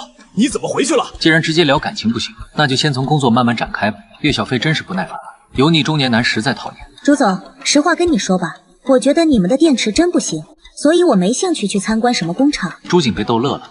岳小姐，你了解电池吗？我想你是不是有什么误会？我希望你不要将私人情绪带到工作中来。岳小飞笑了。朱总未免太自信了，你这种级别的男人还不足以让我有情绪。我现在要赶着回天海，失陪了。朱景想去拉岳小飞的手臂，却被直接甩开，而一直和气的岳小飞也变了脸色，冷厉的眼神让朱景突然意识到面前的女人可是岳家的小公主，是他不能轻易得罪的存在。对不起，我没别的意思。朱景赶忙道歉解释，我只是觉得或许岳总对未来电池存在误解，我想向你证明。岳小飞懒得理他，直接朝门外走去。不过最后还是好心提醒了一句，2天后我们公司要开新品发布会，朱总最好看看，方便早做打算。朱景根本听不明白岳小飞话里的深意，只是狠狠地望着岳小飞的背影。一个玩小白脸不知羞耻的贱货，真以为有多了不起？迟早有一天你会求到爷头上的。可惜顾晨听不到这句低声咒骂，否则被冤枉的天海败家子不介意打烂朱景的嘴。顾晨也一直没问岳小飞在这边的情况，现在他全部的精力都放在了石墨烯电池的汽车应用上。李先等人本来觉得这个项目会很艰难，至少是一次持久战，毕竟他们光吃透顾晨给他们的资料都费了好大劲，更不用说后面还有很多难题。可是当顾晨参与进来后，情况瞬间就不一样了。似乎在顾晨面前根本没有什么难题，仅仅3天时间，他们就做出了第一个样品，大型的石墨烯电池组。大家对顾晨的佩服更上一层，可顾晨却轻描淡写的：“不就是将多块的电池拼凑在一起吗？没什么值得骄傲的，还有很长的路要走。”李先几人是真不知道说什么，光这第一个样品拿出去炫一圈，忽悠几个亿的投资根本不在话下。可顾晨却不满意，真是太凡尔赛了。但顾晨却是十分不满意第一阶段的成果。这个一堆小型石墨烯电池拼成的电池组，若是用在汽车上，首先成本相比传统电池并无优势，其次充电速度跟顾晨想的也还差太远。最后这个群组是粗暴拼接，安全性也存疑。总之顾晨是不会允许这种东西流出去的，那将会大大破坏自己的声誉。当然改进工作并不轻松，天才如顾晨也暂时遇到了瓶颈，尤其快充部分。原本小型石墨烯电池的充电线组结构就被顾晨拿来卡了龙威集团的脖子，就可以证明这部分是整个石墨烯电池应用的关键核心。现在整个电池储量扩大到了汽车级，顾晨还想保持那种充电5分钟的效果，难度可想而知。李先等人听到顾晨的设想，皆是不可理解。顾晨，你真要汽车也能充电5分钟，运行2小时啊？电车若是不能快充，那不如买油车，这是电车取代油车的根本条件。李先不知怎么搭话，或许这就是跟着大神混的体验。每一天的工作，每1分钟的想法都在挑战科学极限。不用着急，我们先把电池组尝试改成整块电池，这样能让成本降不少，当然安全性要保证。顾晨道：“柿子先挑软的捏，既然快充难，那就后面再说，先把简单的做了，再一起干难的。”对于龙威这次的新品发布会，界内很多人都是一头雾水。明明不久前才发布了龙威最新一代的旗舰产品，怎么现在突然又开发布会？很多人都猜测，龙威今天的发布会就是发布几款低端产品，再加一些生态链中的小玩意儿。所以这样的一场发布会并不是很让人期待，包括很多忠实的龙威粉丝也是这样认为。现在他们都还在体验着几个月前的旗舰，龙威总不能背刺他们一手吧？不过一些被岳小飞透露了消息的圈内人士对这场发布会却是满怀期待，恨不得现在就拿到真机研究研究。也有几个喜欢搞破密推理的网络大 V 推测出了这场发布会并不简单。一是上一场发布会结束时岳小飞的激动预告，然后是跟星辰科技莫名其妙的合作，再有发布会邀请函上的石墨烯分子式，然后他们就得出了结论，龙威要发布石墨烯电池手机。可惜当这个论断被抛出去后，相信的人寥寥无几，毕竟这种事实在过于离谱。在期待值说高不高说低也不低的氛围中，这场发布会如约在龙威大酒店召开。这毕竟是石墨烯电池在手机上的第一次成功应用，也是顾晨作品第一次面向世人，所以顾晨也暂停了工作，与大家一起在研发中心看起了这场发布会。岳小飞一身干练的黑色西装礼服，迈着轻盈的步伐走上台。他知道从这一刻开始，世界将会迎来大变。简单的开场白后，岳小飞根本没有任何废话，直接在背后的大屏幕上放出投影。今天我们要发布一款全新系列的手机，这款系列被我们命名为星辰，以感谢我们合作伙伴星辰科技对这款产品的贡献。大屏幕上的黑色手机看上去平平无奇，并没有引起波澜，但岳小飞的话却让人惊讶。用星辰命名，龙威集团什么时候对合作伙伴这么好了？不是说靠小白脸上位吗？星辰科技面也太好了吧！本来想着直入主题的，但是此刻我真的心情复杂，所以还是跟大家感慨2句。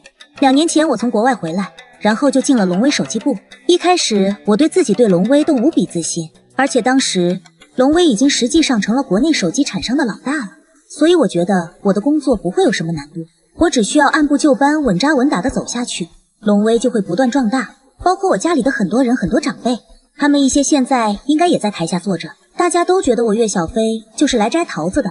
爷爷把最火热的手机业务给岳小飞，就是偏心。台下的人以及看发布会的观众更猛了。岳小飞怎么聊起家事来了？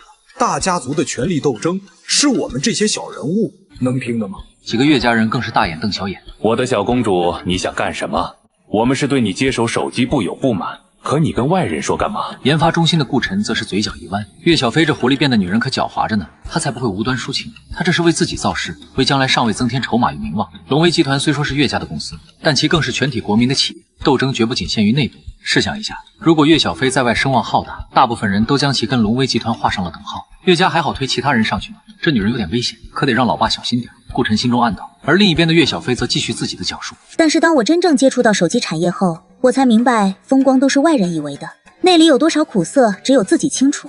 在手机市场不断内卷竞争愈演愈烈的时代，龙威别说继续拓展，光是想保住自己的地位都无比艰难，因为在你身旁，在你身后充满着无数想把你拽下神坛的对手。当然我并不恨这些对手，反而感激他们，正是因为有他们的激励，龙威才不敢停下脚步，才需要不断创新。很多看网络直播的龙威黑子这时忍不住了，看了半天一直不说产品在这煽什么情，于是纷纷发起了弹幕。龙威又开始了，天生的营销狗，还感激友商，我怕你恨不得所有厂商都死你一家独大吧。就是把营销的那些钱省下来，手机卖便宜一点不行吗？当然粉丝也是不甘示弱，真可怜，不喜欢龙威干嘛要来看发布会？滚出去不好吗？自己手机垃圾还说别人营销，真是有够好笑的。去舔你们的花旗爹吧，别来这碍眼。网络上的大战并不影响岳小飞的讲述。可惜有时候这世界并不公平，龙威不怕竞争，但是有些时候龙威并没有公平的竞争环境。相信很多人也听过一些消息，在这里我也没什么好隐瞒的。龙威确实遭受到了某些国家的不公对待，比如给我们代工芯片价格要贵上1成，逼得我们去买别家的芯片。当我们的产品想要销往国外时，在关税审核上总会遇到各种问题，遭受各种污蔑。这2年来，龙威真是走得步履维艰，我几乎每一天都要失眠，生怕第2天又出什么问题。龙威在世人眼中的风光无限，背后都是我们每一个员工在负重前行。我平常也上网，也能看到大家对龙威的批评。我也知道我们的一些产品很贵，相比很多同价位产品并无优势，可我们没办法，龙威手机必须撑下去才能有未来。在这里和真心感谢所有支持龙威、购买龙威的粉丝，因为你们，我们才能一直存在。台下的许多大佬都听傻了。龙威集团有这么惨吗？你这小姑娘不地道啊！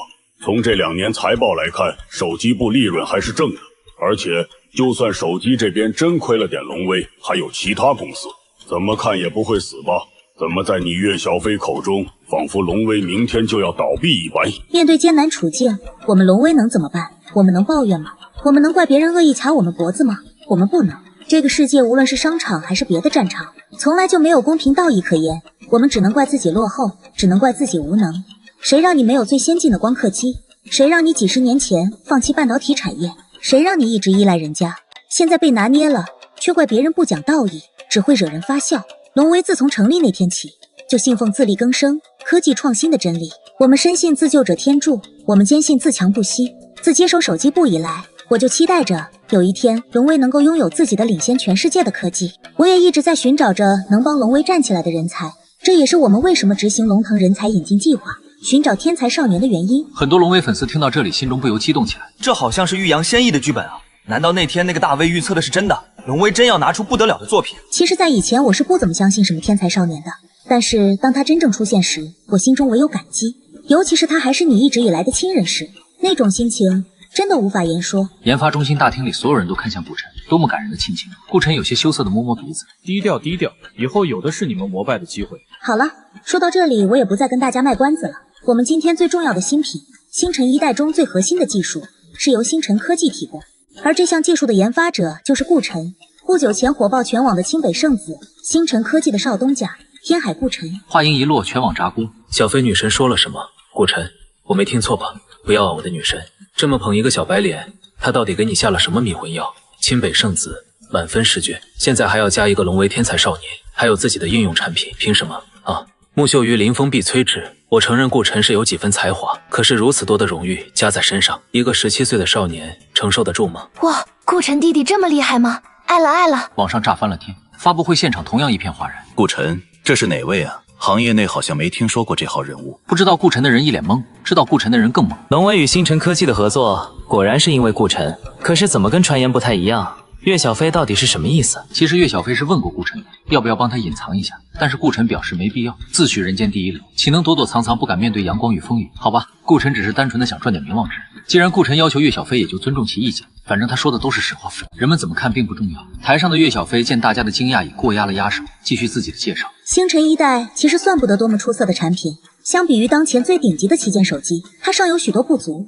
但是星辰一代绝对是一个划时代的产品，它代表着龙威新的开始，是龙威挑战科技霸权的起点，是龙威攀登顶峰的基石。同时，星辰一代还证明了我们华国人也可以站在科技顶峰，我们可以做到老外做不到的事，证明了跨国科技的崛起。岳小飞也是神情激动，接着按下遥控，屏幕上出现了一个个的六边形，接着不断堆叠组合，最后石墨烯3个大字映入眼帘，来了，竟然是真的。韩中在下方紧握着拳头，铺垫了这么久，终于要上菜了吗？网络上同样人声鼎沸，那个预测的大 V 更是迫不及待发布动态，接受粉丝们的膜拜。当然也不是什么人都为新东西激动。在发布会的一个偏远角落里，朱景神情阴翳定定地看着台上。石墨烯骗小孩子的玩意儿罢了，嘴角勾起不屑的冷笑，但微微颤抖的手指却证明着他的心慌，望向韩中方向。他想起昨天跟韩中交流时，韩中那模棱两可的态度，心中愈发不安。即使他跟汉唐汽车有救援，但是未来电池不可能不做汉唐汽车的生意，毕竟那是行业第一。原本他以为韩中会积极对待，可没想到韩中一直不冷不热，仿佛在等些什么。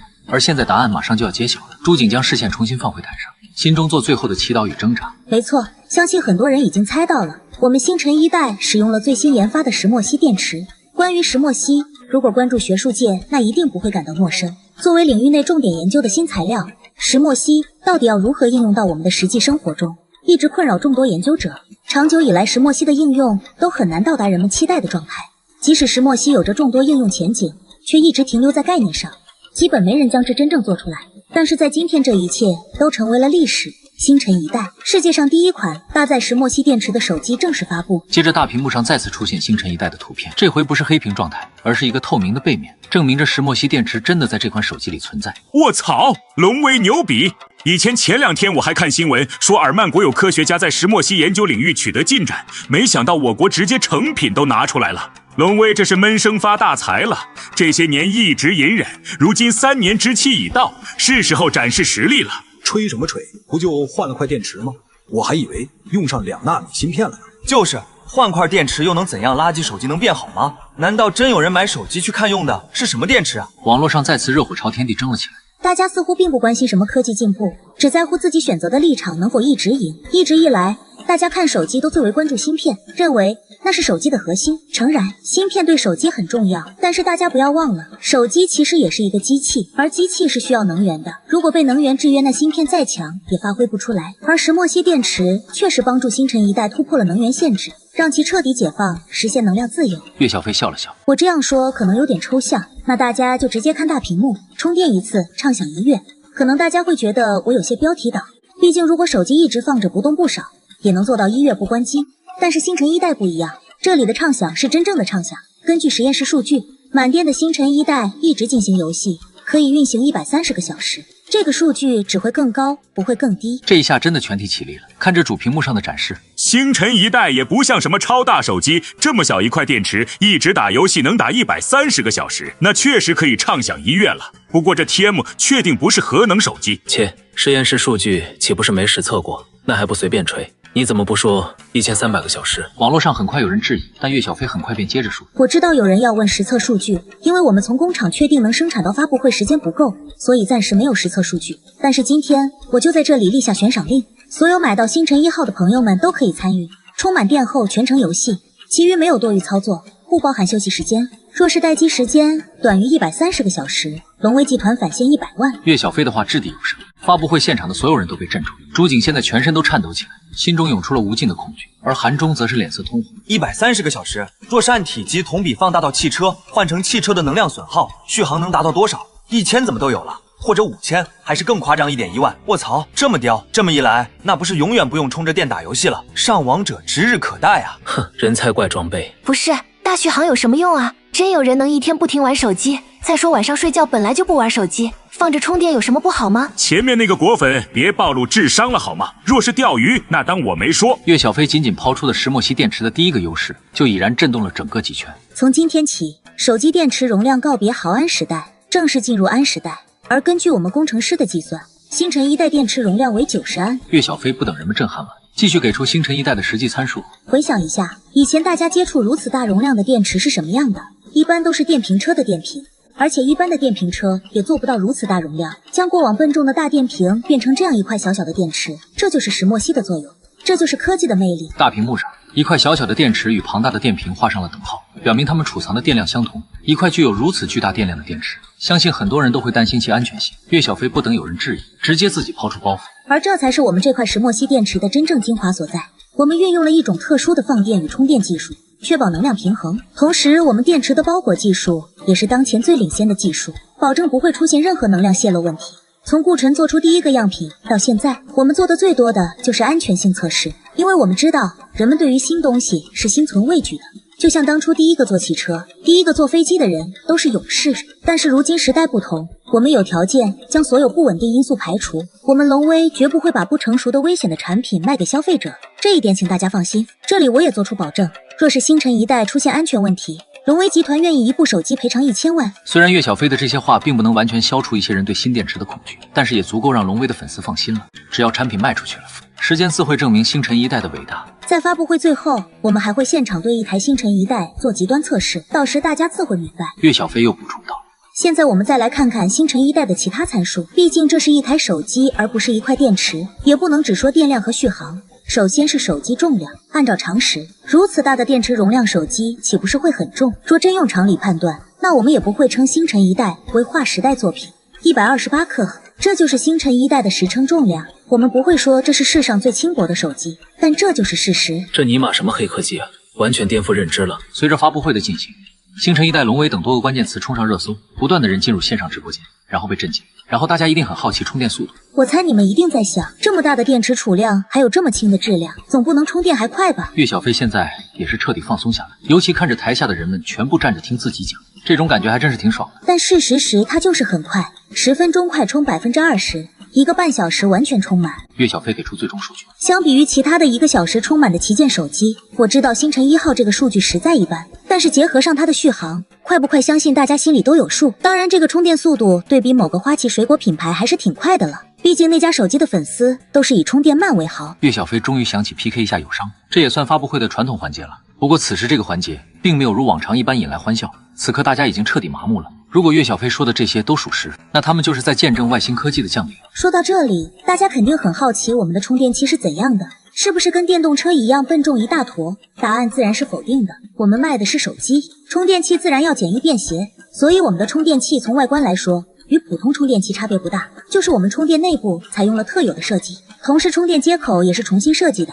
所以如果你买了星辰一代，你将无法使用其他充电器，目前市场上也买不到充电器，这点还请大家见谅。专属性，岳小飞这是要让龙威也具有独特性，增强用户粘性，这招倒是不新鲜。说完了石墨烯电池的相关部分，我们再来看其他的。岳小飞继续摁遥控。前面我也说了，星辰一代算不上完美的作品，理由就是我总觉得它的其他部分配不上那块划时代的电池，但是我们已经尽力给它最好的了，这也是我们龙威目前能拿出手的最好搭配，最好的芯片，最好的摄像头，最好的系统，最好的外壳，最好的屏幕。我们都是为了让星辰一代不留遗憾。之前龙威内部也有人建议我推迟发布，但是我岳小飞等不及了。我们想让所有喜欢龙威、支持龙威的人知道，龙威的未来值得期待，所以我们在今天推出了星辰一代。岳小飞眼含热泪，分外深情。女神别说了，公布价格吧，多少钱我都买。3万以下直接冲首发，不为别的，只为信仰。你的信仰就这3万，大家别激动得太早。看得出来，这手机有些仓促。又是这样一部划时代的手机，能做到量产吗？不会没货吧？难道龙威也要加入耍猴大军？若是岳小飞看到这2条弹幕，肯定会脸红，因为现在星辰一代确实无法做到现货。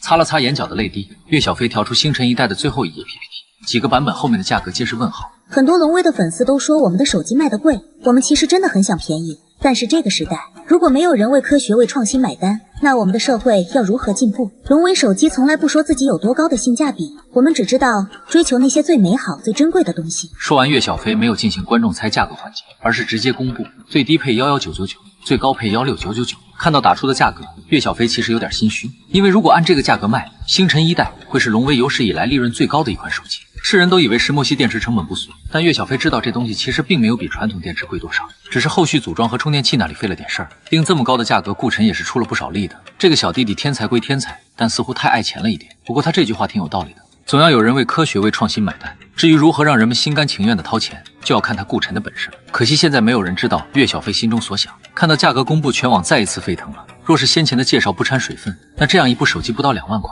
谁他妈没有性价比谁有害。在这里我也跟大家说声抱歉，星辰一代的定价确实有些高，大部分的粉丝都拿不出这么多钱来买一部手机。台上岳小飞接着道，但是我在这里跟大家保证，无需等待多久，龙威就会推出平价版本的石墨烯电池手机。我始终坚持科技为大众服务，每一个人都有资格享受最尖端科技带来的好处，这倒是将最后一点不满都消除下去了。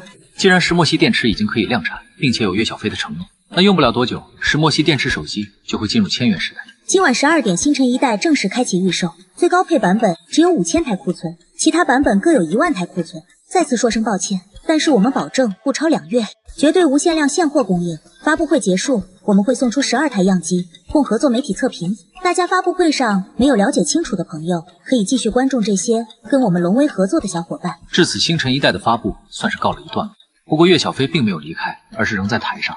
正菜上完了，我们还给大家准备了一些水果点心，也帮大家消化消化，平复一下心情。接着大屏幕上出现了一个手环，旁边还有一行极为夸张的广告词：长明手环永恒不灭，横穿华国不断电。石墨烯电池运动手环，长明1号，永远不用担心断电，陪你追逐每一次极限。关于石墨烯电池对智能设备的提升，我也不再多说了。相信我，这绝对是年轻人不能错过的一款手环。我们就直接公布价格，699。卧槽，不到1000元。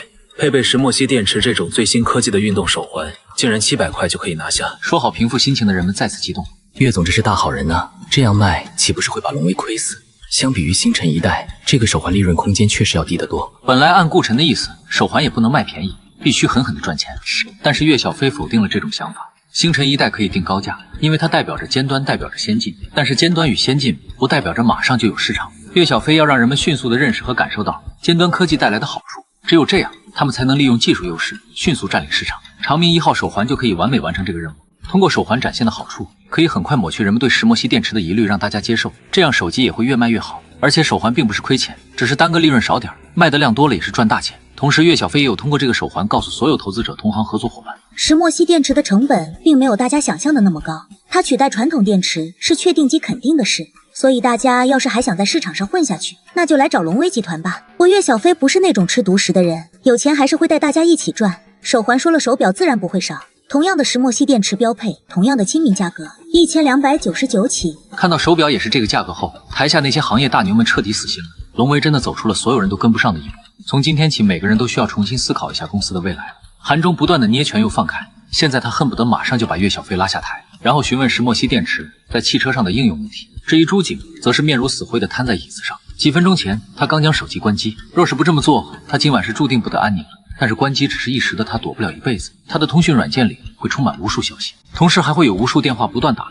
江城的工厂在不停地运转着，宣传部门还在营销着上市，大量员工正在努力工作着。未来电池的一切都停不下来，可是未来电池这辆列车还能开下去，前方那是万丈深渊。他想起研发部门那日和他说的话。天穹庄园里的风投会，有个少年劝张涛不要投资，当时自己只当笑谈。但是现在，那少年原来就是顾晨。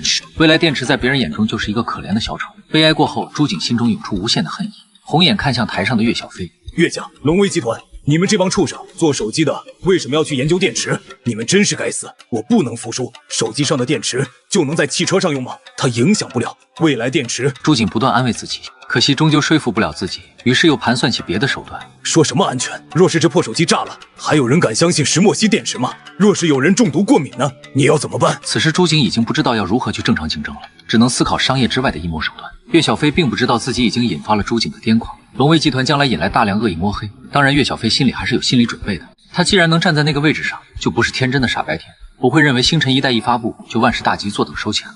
商场上的胜负不到最后仍未可知，岳小飞是做好了打持久战的准备的。更何况顾晨将最难的部分都搞定了，剩下的事他再做不好，那他将来凭什么执掌龙威？虽然大家今晚已经听了太多次石墨烯电池了，但是我们最后还是要再提一下，任何新技术如果只有单一应用，那无疑是令人遗憾的。如今我们既然已经能将石墨烯用在电池上，那其他方面是不是也能突破呢？石墨烯电池又是否能获得更为广阔的应用呢？然后大屏幕上打出一系列的概念产品，韩中一下子站了起来，目光灼灼地看着大屏幕，因为上面赫然有石墨烯洗能源汽车。除此之外，传感器、晶体管、柔性显示屏、海水淡化储氢材料、航天材料等众多科幻小说里才会出现的内容展现在所有人面前。大家还记得我刚开始说的话吗？这是一个新时代的起点，我们坚信自己走在正确的道路上，我们终将用创新定义未来。若是以往，大家只会觉得岳小飞在画大饼，这些东西哪个能搞出来？但是现在有星辰一代的例子在那里，大家突然觉得未来离自己是那么近，仿佛一伸手就能碰到。好，今天的发布会的内容就是这些。现在让我兑现承诺，对星辰一代做极端测试，然后大家就看到有工作人员推着一盆火上台。星辰一代最科幻的手机，也是最安全的手机。岳小飞拿起手上的星辰一代，连接到现场的音响设备，然后点击播放音乐。这一首歌名叫《涅槃》，致敬龙威的过去，展望龙威的未来，相信所有人都可以浴火而生。说完，岳小飞将星辰一代扔入火盆，接着鞠躬谢礼，最后缓缓下台，全场爆发出热烈的掌声。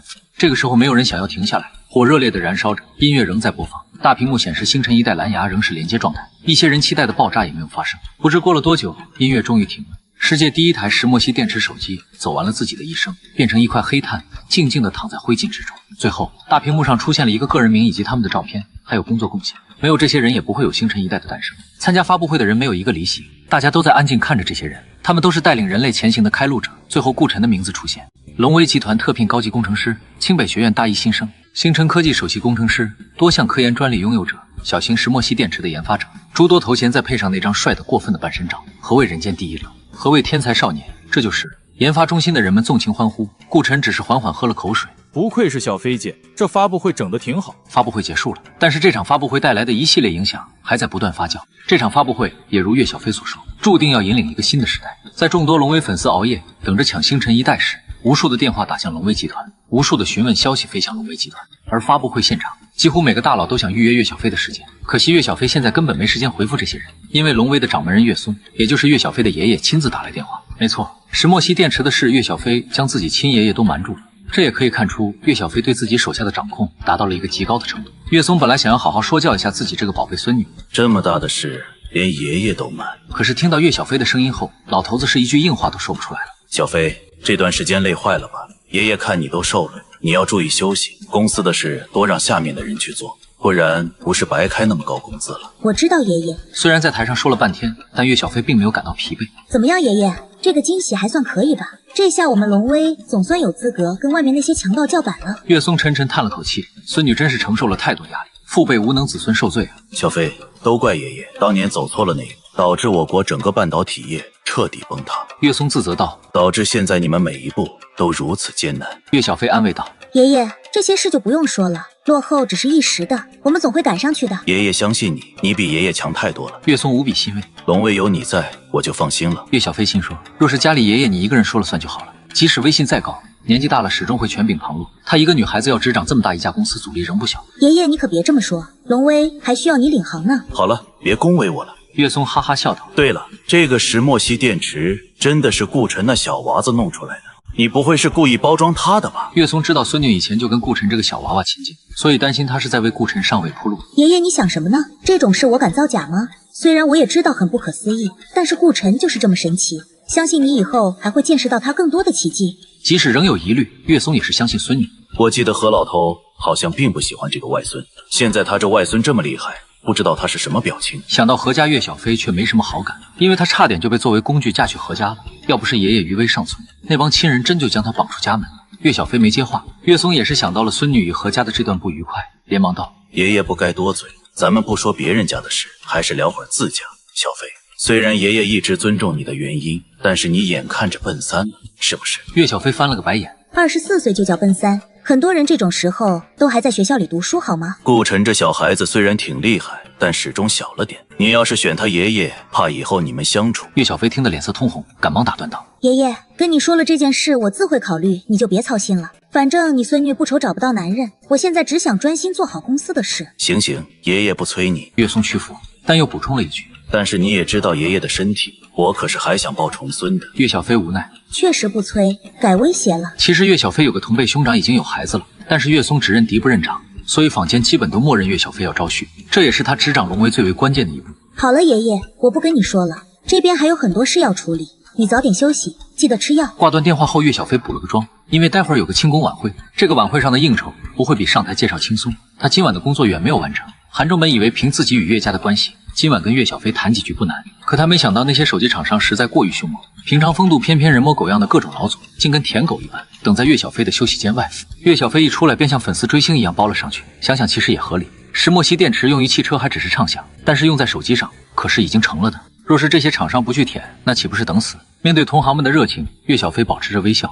他具体什么也没承诺，但是保证大家一起赚钱，毕竟都是华国的企业，合作共赢远胜过你死我活。听了岳小飞的话后，大家心里也有数了。他们的手机也能用上石墨烯电池，但是该给的钱可要给够了。这就是技术垄断的可怕，真真切切的躺着赚钱。应酬完各个手机厂商，岳小飞终于有时间跟韩中聊聊了。韩中也不废话，直接问道：“小飞侄女，你就跟叔透个底，石墨烯应用到汽车上到底行不行？”“行。”岳小飞回答：“这是今天早上顾晨给他的保证。即使充电速度问题解决不了，现有的技术也能让石墨烯电池碾压蔚来电池。”韩中神情激动：“效果呢？有实验数据吗？跟蔚来电池相比如何？”岳小飞笑笑：“韩中叔叔哪有上来就要看人家底牌的？都说了，我还怎么忽悠你啊？”韩中不断的搓手，这岳小飞真是难对付。你就不能多给叔点信心吗？毕竟这种选择真的不好做。韩中无奈道：“若是世上只有他一家车企，那选择自然不难做。可这是一个激烈竞争的时代，这时候选错落后了，未来可能要用100倍代价去弥补，所以他才难以决策。就像当年的光刻机，湿刻与干刻，两条道路，生死之别。”岳小飞沉声道：“传统电池的改进还是石墨烯电池？韩中叔叔，如果我是你，我根本不会犹豫。”韩中思量万分，开口道：“说说你的条件，我现在入局需要付出什么？”岳小飞嘴角一弯，终于要拉到一个了。龙威想要造车，但是你也知道，我们没有生产线，对各种零部件及其供应商了解的也不多，所以希望韩中叔叔能帮帮忙。韩中倒吸了一口凉气，这小妮子野心未免也太大了吧？这是要自己拿大半身家跟他赌啊！小飞侄女，你知道自己在说什么吗？仅仅一个电池，你就要叔叔拿出整条产业链，天下可没有这样的生意，我也不可能同意这样的提议。岳小飞笑道：“韩中叔言重了，我只是让你帮帮龙威，小飞绝对没有别的意思。而且这可不仅仅是一块电池的事，这是整个新能源产业，我们是一起发财，共同进步。”我说侄女，你们家就好好做你们的手机电子产业好了，为什么一定要来造车呢？汉唐汽车每年财报你可以去查，我们可没你们赚钱。岳小飞想了一下道：“龙威之所以要造车，主要有2个原因。一是我爷爷的执念，你也知道龙威最开始就是做汽车配件的，所以他一直想造车。第二则是有个人说国产行业必须全面独立自主，其中汽车行业最为重要，所以我需要布局。”谁说的？韩中问。岳小飞笑笑：“如果汉唐汽车愿意和我们共赢，那这个人就会是你的合作伙伴，星辰科技。”顾国璋还是顾晨这孩子？韩中脑子倒是转得飞快。岳小飞点头：“顾晨可不是普通的小孩，那是我的奇迹男孩。”韩中这时也想起了发布会上的内容，直问道：“石墨烯电池真是顾晨弄出来的？”又是一个不信的。岳小飞真是头疼，顾晨这辈子估计都要不断的去证明自己了。韩中说：“我知道你很难抉择，你不敢相信星辰科技，不敢相信我，你希望等到局势明朗再动作，但是那时候可就不是这个家了。刚刚那些手机厂商你也看到了，将来他们生产石墨烯电池手机，每卖一部都要给我交钱，就像现在所有科技产品都要给花旗这狗国家交钱一般。若是你想等到那时候再落子，那就不自由了。所以说，韩叔你要如何选择？自由还是悲从？”岳小飞的话极具煽动力。而且你犹豫，你的对手未必会犹豫。商场之上最需要勇气。韩中真是服了这妮子了。3天前他还劝自己多等等，适当犹豫，现在又说要果断，合着送钱给你就是最合理的选择呗。小飞，其他车企绝对给不了你想要的东西，尤其大部分都是外国品牌，不可能帮你造车。韩中直接道。岳小飞轻笑2声，这样确实挺难受的，那我们只能多费点功夫了。乾隆威应该是够的，你说我们要多少年能独立造出一台车？而那个时候你们能有我们的电池水平吗？韩中重重叹了口气，给我点时间。当然可以。岳小飞道。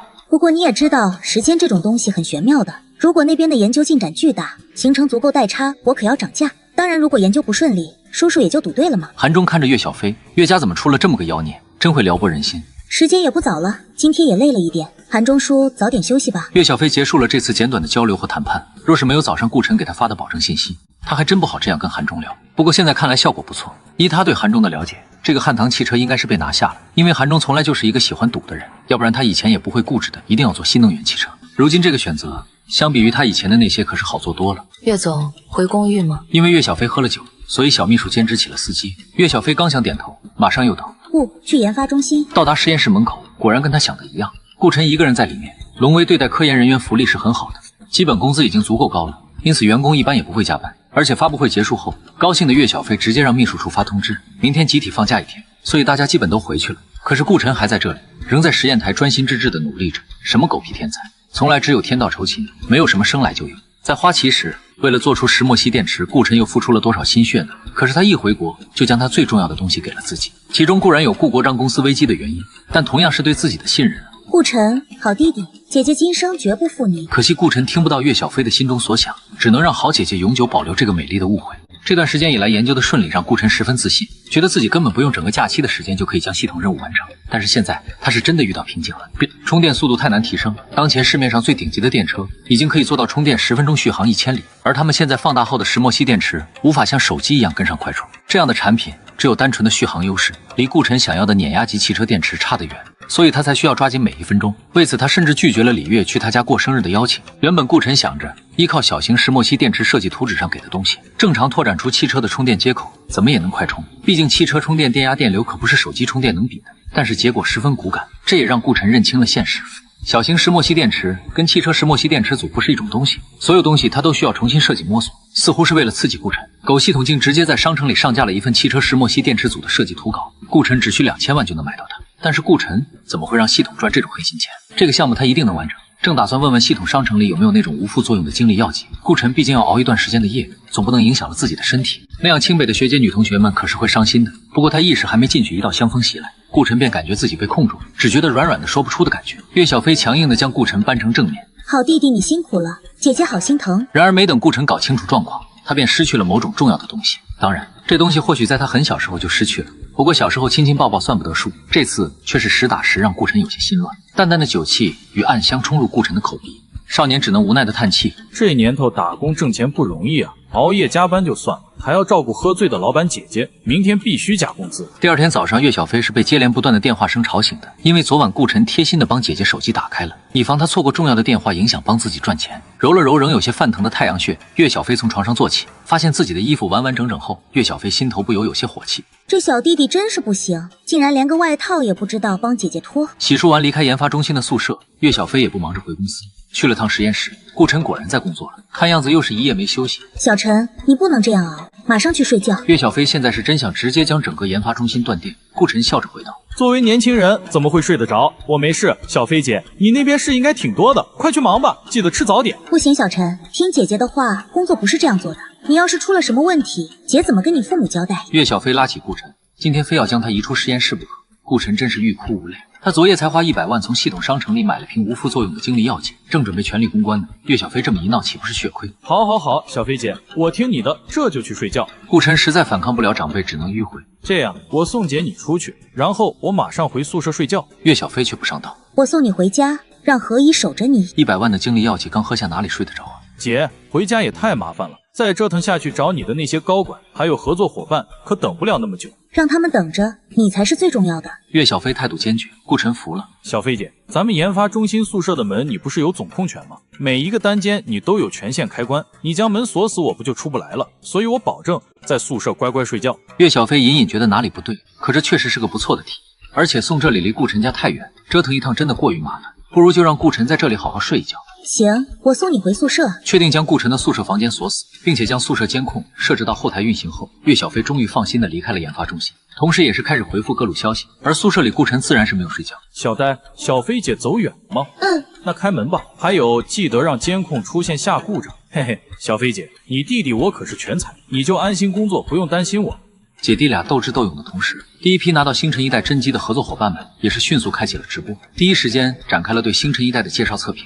老白测评是如今网络上最大的科技区评测博主，他同样拿到了星辰一代。即使早上不是直播的黄金时间，但他今天一开直播，人数也是瞬间到了近段时间以来的最高值，可见星辰一代的吸引力、影响力有多大。跟往常一样，首先是包装盒的展示，侧面由石墨烯的6边形分子结构构成，正面的盖子则是一片夜空星辰，然后将盖子立起，可见一只凤凰从余烬中飞出。打开包装，首先是一张镀金的明信片，上面写着欢迎开启新时代7个字。向来以评测客观出名的老白，这时也忍不住主观说了一句：这包装设计值个1000块不过分。当拿起手机的第一瞬间，老白也是给出了自己的第一印象：轻，真的非常的轻。习惯了别的手机后，拿着星辰一代真的很难想象这是一部手机。接着外观展示配件，然后称重，一系列评测下来，跟发布会上岳小飞的介绍基本一致。众多守在直播间，龙威粉丝心也算放下了一半。当然，最关键的还是开机实测，这才是重头戏。系统流畅性、性能表现、网络连接这些方面，因为用的是龙威目前能给出的最好配置，所以基本没什么问题。大家最关心的还是游戏测试，想知道这石墨烯电池到底有没有岳小飞吹得那么厉害。然后各个测评直播间直接变成了游戏直播间，开始对电池续航、手机发热情况做起了测试。到中午时，龙威粉丝们已经在庆祝高强度游戏2个小时，耗电1%。这种表现是岳小飞给出的实验室数据的。龙威牛逼，国产崛起。每个直播间都飘起了整齐的弹幕。现在大家只恨自己钱不够或者运气不好，没能抢到星辰一代，只能期待岳小飞承诺的平价版石墨烯电池手机。沉迷假期的苏雨、青灵、初然两姐妹是第2天看新闻才知道星辰一代的事儿。补完发布会和一些直播切片后，两人还是不敢相信。顾晨，他是不是厉害的过于夸张了？林初然不可避免地做了很多人会做的猜测。岳小飞在捧顾晨，所以他很少心疼地抱住苏雨清。我的好雨清，你的对手太强大了，咱们放弃那个花心小伙吧。苏雨清却没有多想，只是捏了捏拳头。顾晨已经在应用自己的知识了，而他却还是一个单纯的学生，什么都不会做，将来怎么跟得上顾晨处？初然，我们去燕都吧。去学校里熟悉一下情况。可是南诏，咱们还有好多地方没玩呢。燕都什么时候去都行吧。林初然不知道苏雨清心中所想。我现在就订机票，咱们直接去学校报道。在龙威集团的大楼里，岳小飞并没有马上去见那些上门的合作伙伴，而是将所有相关安排都推到了明天。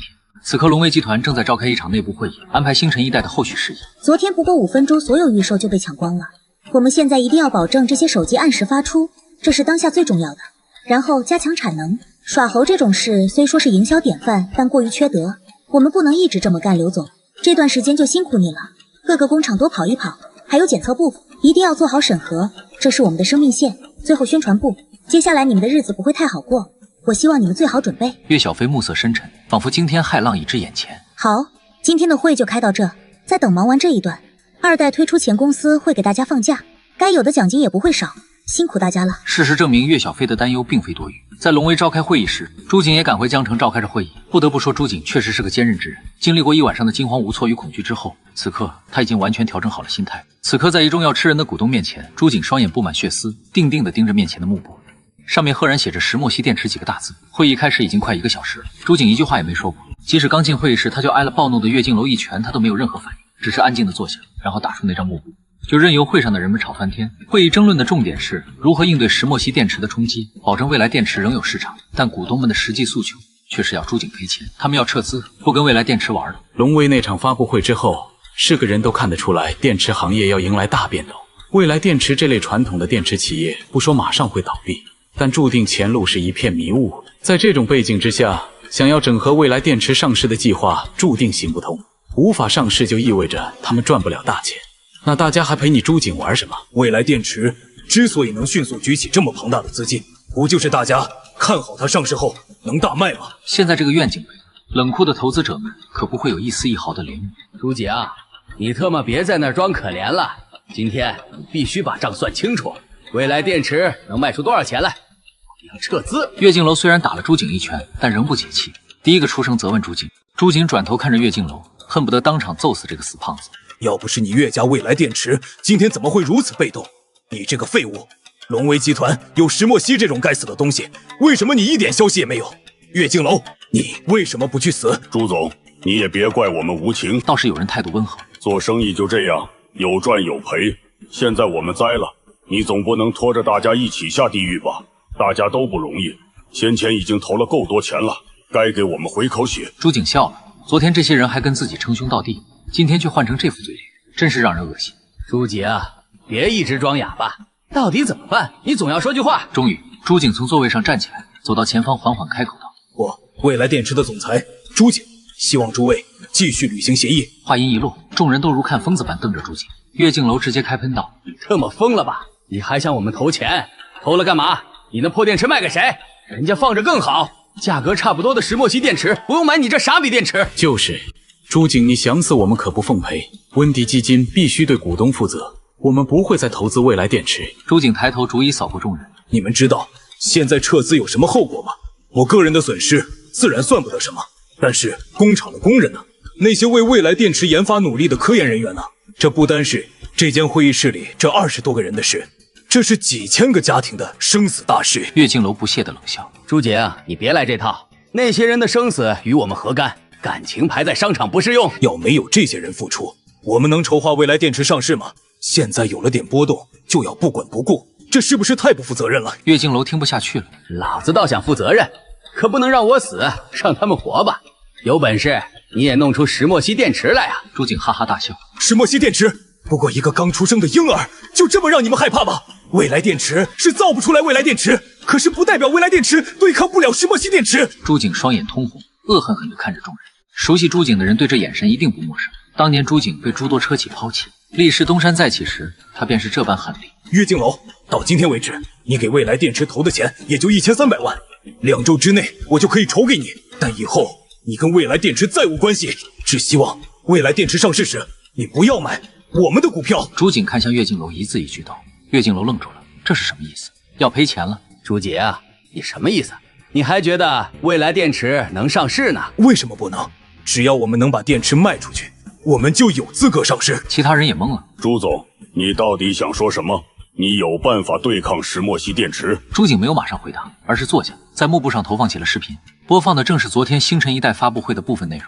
放这个干嘛？还嫌我们不够气吗？有人骂道。朱景指着幕布上那团燃烧的火焰，缓缓道：“我们的机会就在这里。还是那句话，出生的婴儿为什么要怕他？”有人瞬间明白了朱景的意思。你的意思是人心？朱景笑道：“没错，就是人心。竞争从来不是比谁的产品好，而是比谁更得人心。就像打仗，若是人心武器再好，又有何用？”岳敬楼一头雾水。你们到底在说什么？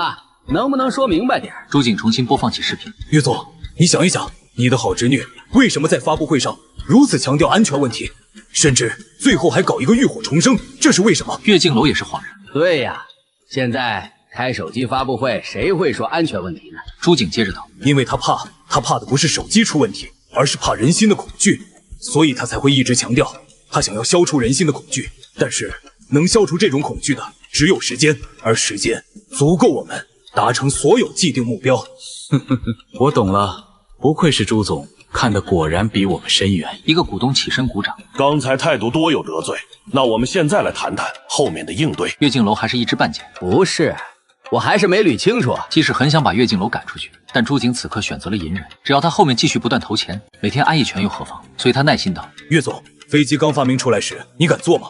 难道汽车一被发明，马车就消失了吗？这就是人心，对未知、对新事物的恐惧。就算现在有了一辆石墨烯电池汽车，你敢买吗？手机只是小玩意儿，汽车可是真会死人的。而且，为什么龙威的石墨烯电池只应用在手机上？这种好东西直接给汽车用，不是赚得更多吗？尤其新能源产业还有国家补贴，龙威就这么不喜欢赚钱吗？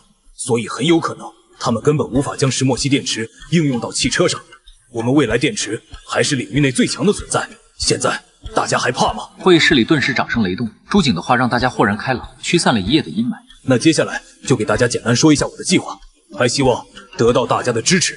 相信我，我比你们任何一个都渴望未来电池上市。岳敬楼不闹了，乖乖地坐在座位上，其他人也是齐看向朱景。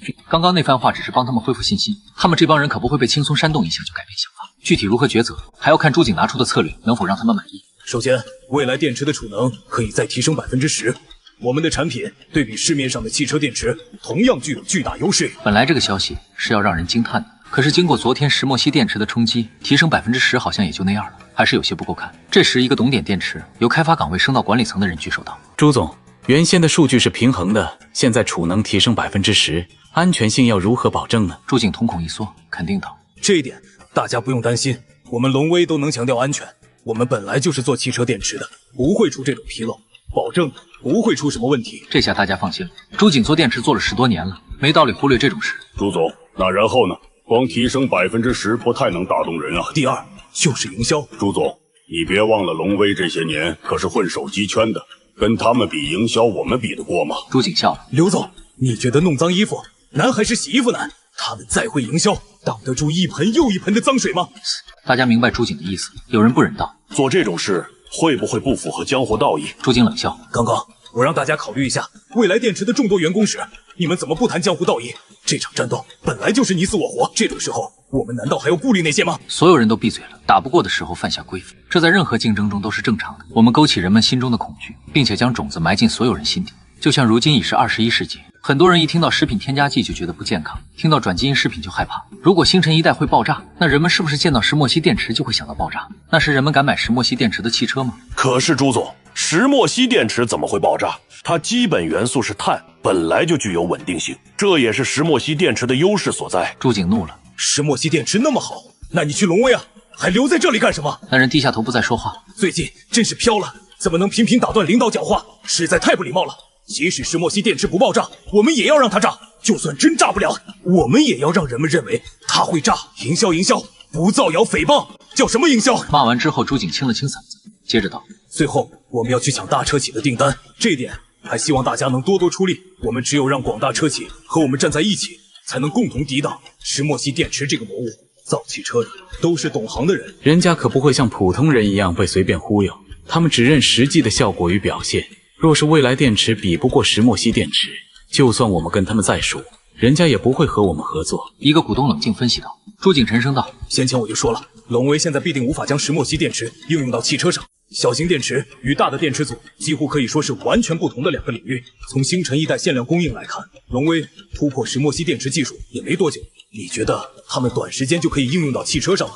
而这就是我们的机会，一边是可能更好的石墨烯电池，一边是已经量产并且提升巨大的未来电池，再加上人们对新事物的恐惧，你觉得车企会选谁？岳静楼插话道：万一，我是说万一，龙威其实已经能应用到汽车上了，不过没有公布而已。就像这个星辰一代，在发布会前，有谁知道岳小飞竟搞出这么一个大炸弹吗？话音一落，所有人的心跳都慢了半拍。这岳小飞不会这么玩人吧？朱景也被吓到了，但他很快清醒过来，大声反驳道：绝无可能！你们岳家老爷子想造车是众所皆知的事，可是龙威一直没有足够能力造车。若是岳小飞有这种技术，他就应该拿出来找合作伙伴，怎么会藏？星辰一代藏，是因为他作为霸主想横扫手机圈，但是在汽车领域，龙威作为小白，凭什么隐藏？诸位，我们现在一定要把更多的车企拉到这边，只要船上的人够多，那这艘船就沉不了。大家去翻翻历史，过去革新派与守旧派的斗争，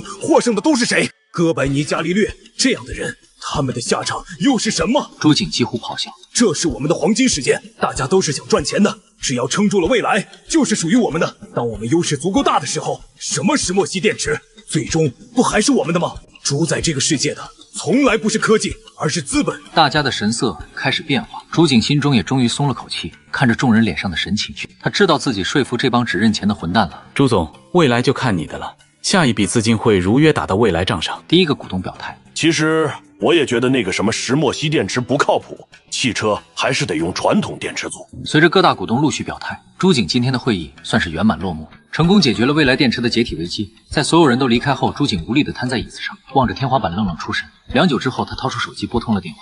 你今天干嘛去了？怎么一直不接电话？整个研发部都炸了，你知道吗？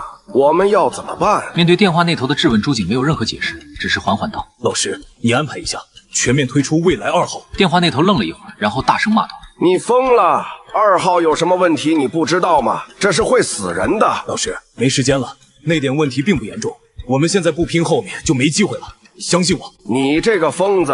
老师愤愤挂了电话，朱景愤怒地将手机砸烂，然后直奔研发部。无论怎样，他的3条计划必须执行，他管不了那么多了。他只要上市了，他就成功了。那些该死的股东就让他们去死吧！那帮只认钱的废物，凭什么可以躺着数钱？既然你们不仁，那就别怪他不义了。震惊！龙威星辰一代发生爆炸，受害人整张脸受伤，画面惨不忍睹。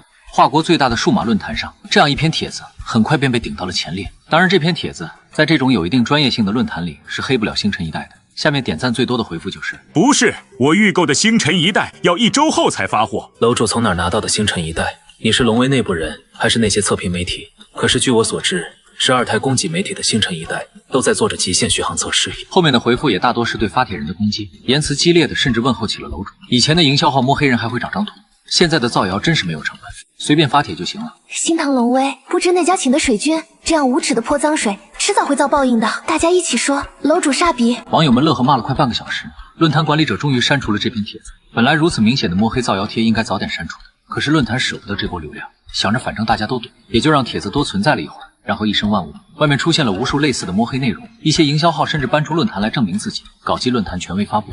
星辰一代存在巨大安全隐患，目前帖子已被公关。借着星辰一代的谣言传播，一些专门针对石墨烯电池的言论也随之诞生。石墨烯电池是否真的大规模应用？如此短的时间，龙威是如何完成并通过安全测试的？所谓的新材料被这么轻松的用在手机上，是不是对大众安全不负责？正经科普，究竟什么是石墨烯？对人们的生活究竟是好是坏？理性分析如何让石墨烯电池爆炸？星辰一代是否有爆炸隐患？诸如此类的消息迅速在互联网上流传开来。这无疑给为发布会兴奋的人们当头浇了一盆冷水。尽管知道这些消息大部分是造谣，可是要怎么反驳？用事实说话总是需要时间的。现在很多龙威高管都担心星辰一代真正进入到消费者手中后出现问题了。即使不出问题，被人强行出问题怎么办？宣传部虽然有了岳小飞的提前预警与交代，但是这波冲击还是让他们有些手忙脚乱。此刻他们也没什么好的办法，只能不断的去公关，发布各种内容与负面舆论相对抗。若是石墨烯电池不安全，那世界上就没有安全的电池了。无论从化学还是物理性质上来说，碳相比于锂、硫、铅这些元素来说都要稳定的多。走进龙威工厂，一起看石墨烯电池的诞生。每一块电池都保证安全。除了手机圈的舆论攻防外，汽车圈同样被未来电池给带起了节奏。关于石墨烯电池的讨论频频登上热门。听说石墨烯电池有安全隐患，用在汽车上岂不是不安全？别想那么远，龙威不也是才搞出石墨烯电池吗？哪有那么快用在汽车上？就算用了，我也不敢买，万一爆炸了怎么办？大哥，你是小学没毕业吗？能不能好好了解一下石墨烯电池再发言？都别争了，油车才是主流，开电车的滚出去！呵呵，什么年代了还买油车？嫌工资高是吧？花旗石油，对，就是要开油车。你们不开油车，我怎么好涨价？看着吧，我相信石墨烯电池汽车肯定很快就会面世，要不了多久就将你们这些油车党推进坟墓。我也觉得，从科技正常发展角度来说，手机上都能应用，没道理汽车上应用不了。我是电车党，但即使出了石墨烯电池汽车，我也不敢买，还是先买传统电池的过渡着，可不想去当试验品。赞同，这种事不怕1万就怕万一，可不能拿自己的生命开玩笑。网络上的这些纷乱争议，岳小飞此时也无暇理会。安排完龙威内部的事，他又与众多手机厂商合作伙伴达成了一个初步的协议。而岳小飞没有一点休息时间，今天公司里又来了一位重量级的客人，全球第一的科技公司花旗水果科技的华国区执行总裁希克。希克原本是华国人，后面入了花旗集，还改了名字。原先是在普林顿大学做教授，后面加入水果公司，又回到华国担任地区总裁。岳小飞与希克算是老相识了。当年他在普林顿留学时，他导师的项目组与希克多有合作，岳小飞也就认识了这个叛离华国的杰出精英。希克教授，好久不见。岳小飞还算热情的伸手，希克礼貌地握了握手。几年不见，你还真是让人惊叹。难怪丽娜教授一直说你是她最出色的学生。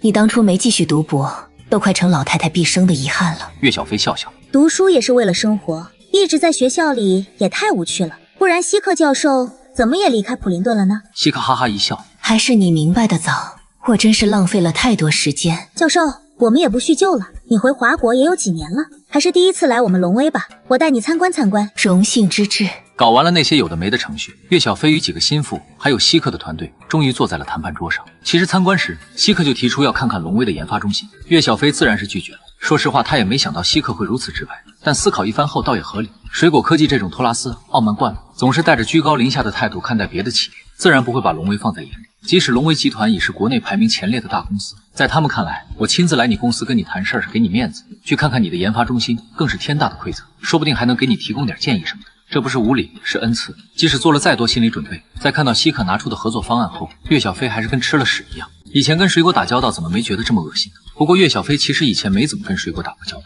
顶多就是共用代工厂时见过几个高管。因为水果那边自从一系俯瞰着众多竞争者，根本不在乎挑战。这样看来，水果如今能来跟龙威谈合作，还是希克亲自前来，确实是一个极大的突破。按理来说，怎么也要给点专利费吧？可共享是什么意思？他们明明可以直接抢的，还费力弄个协议出来，真是太感人了。希克一脸不解，我昨天可是费了好大的功夫，才跟总公司申请到战略合作伙伴的名额。你知道吗？龙威是第一家非花旗的企业。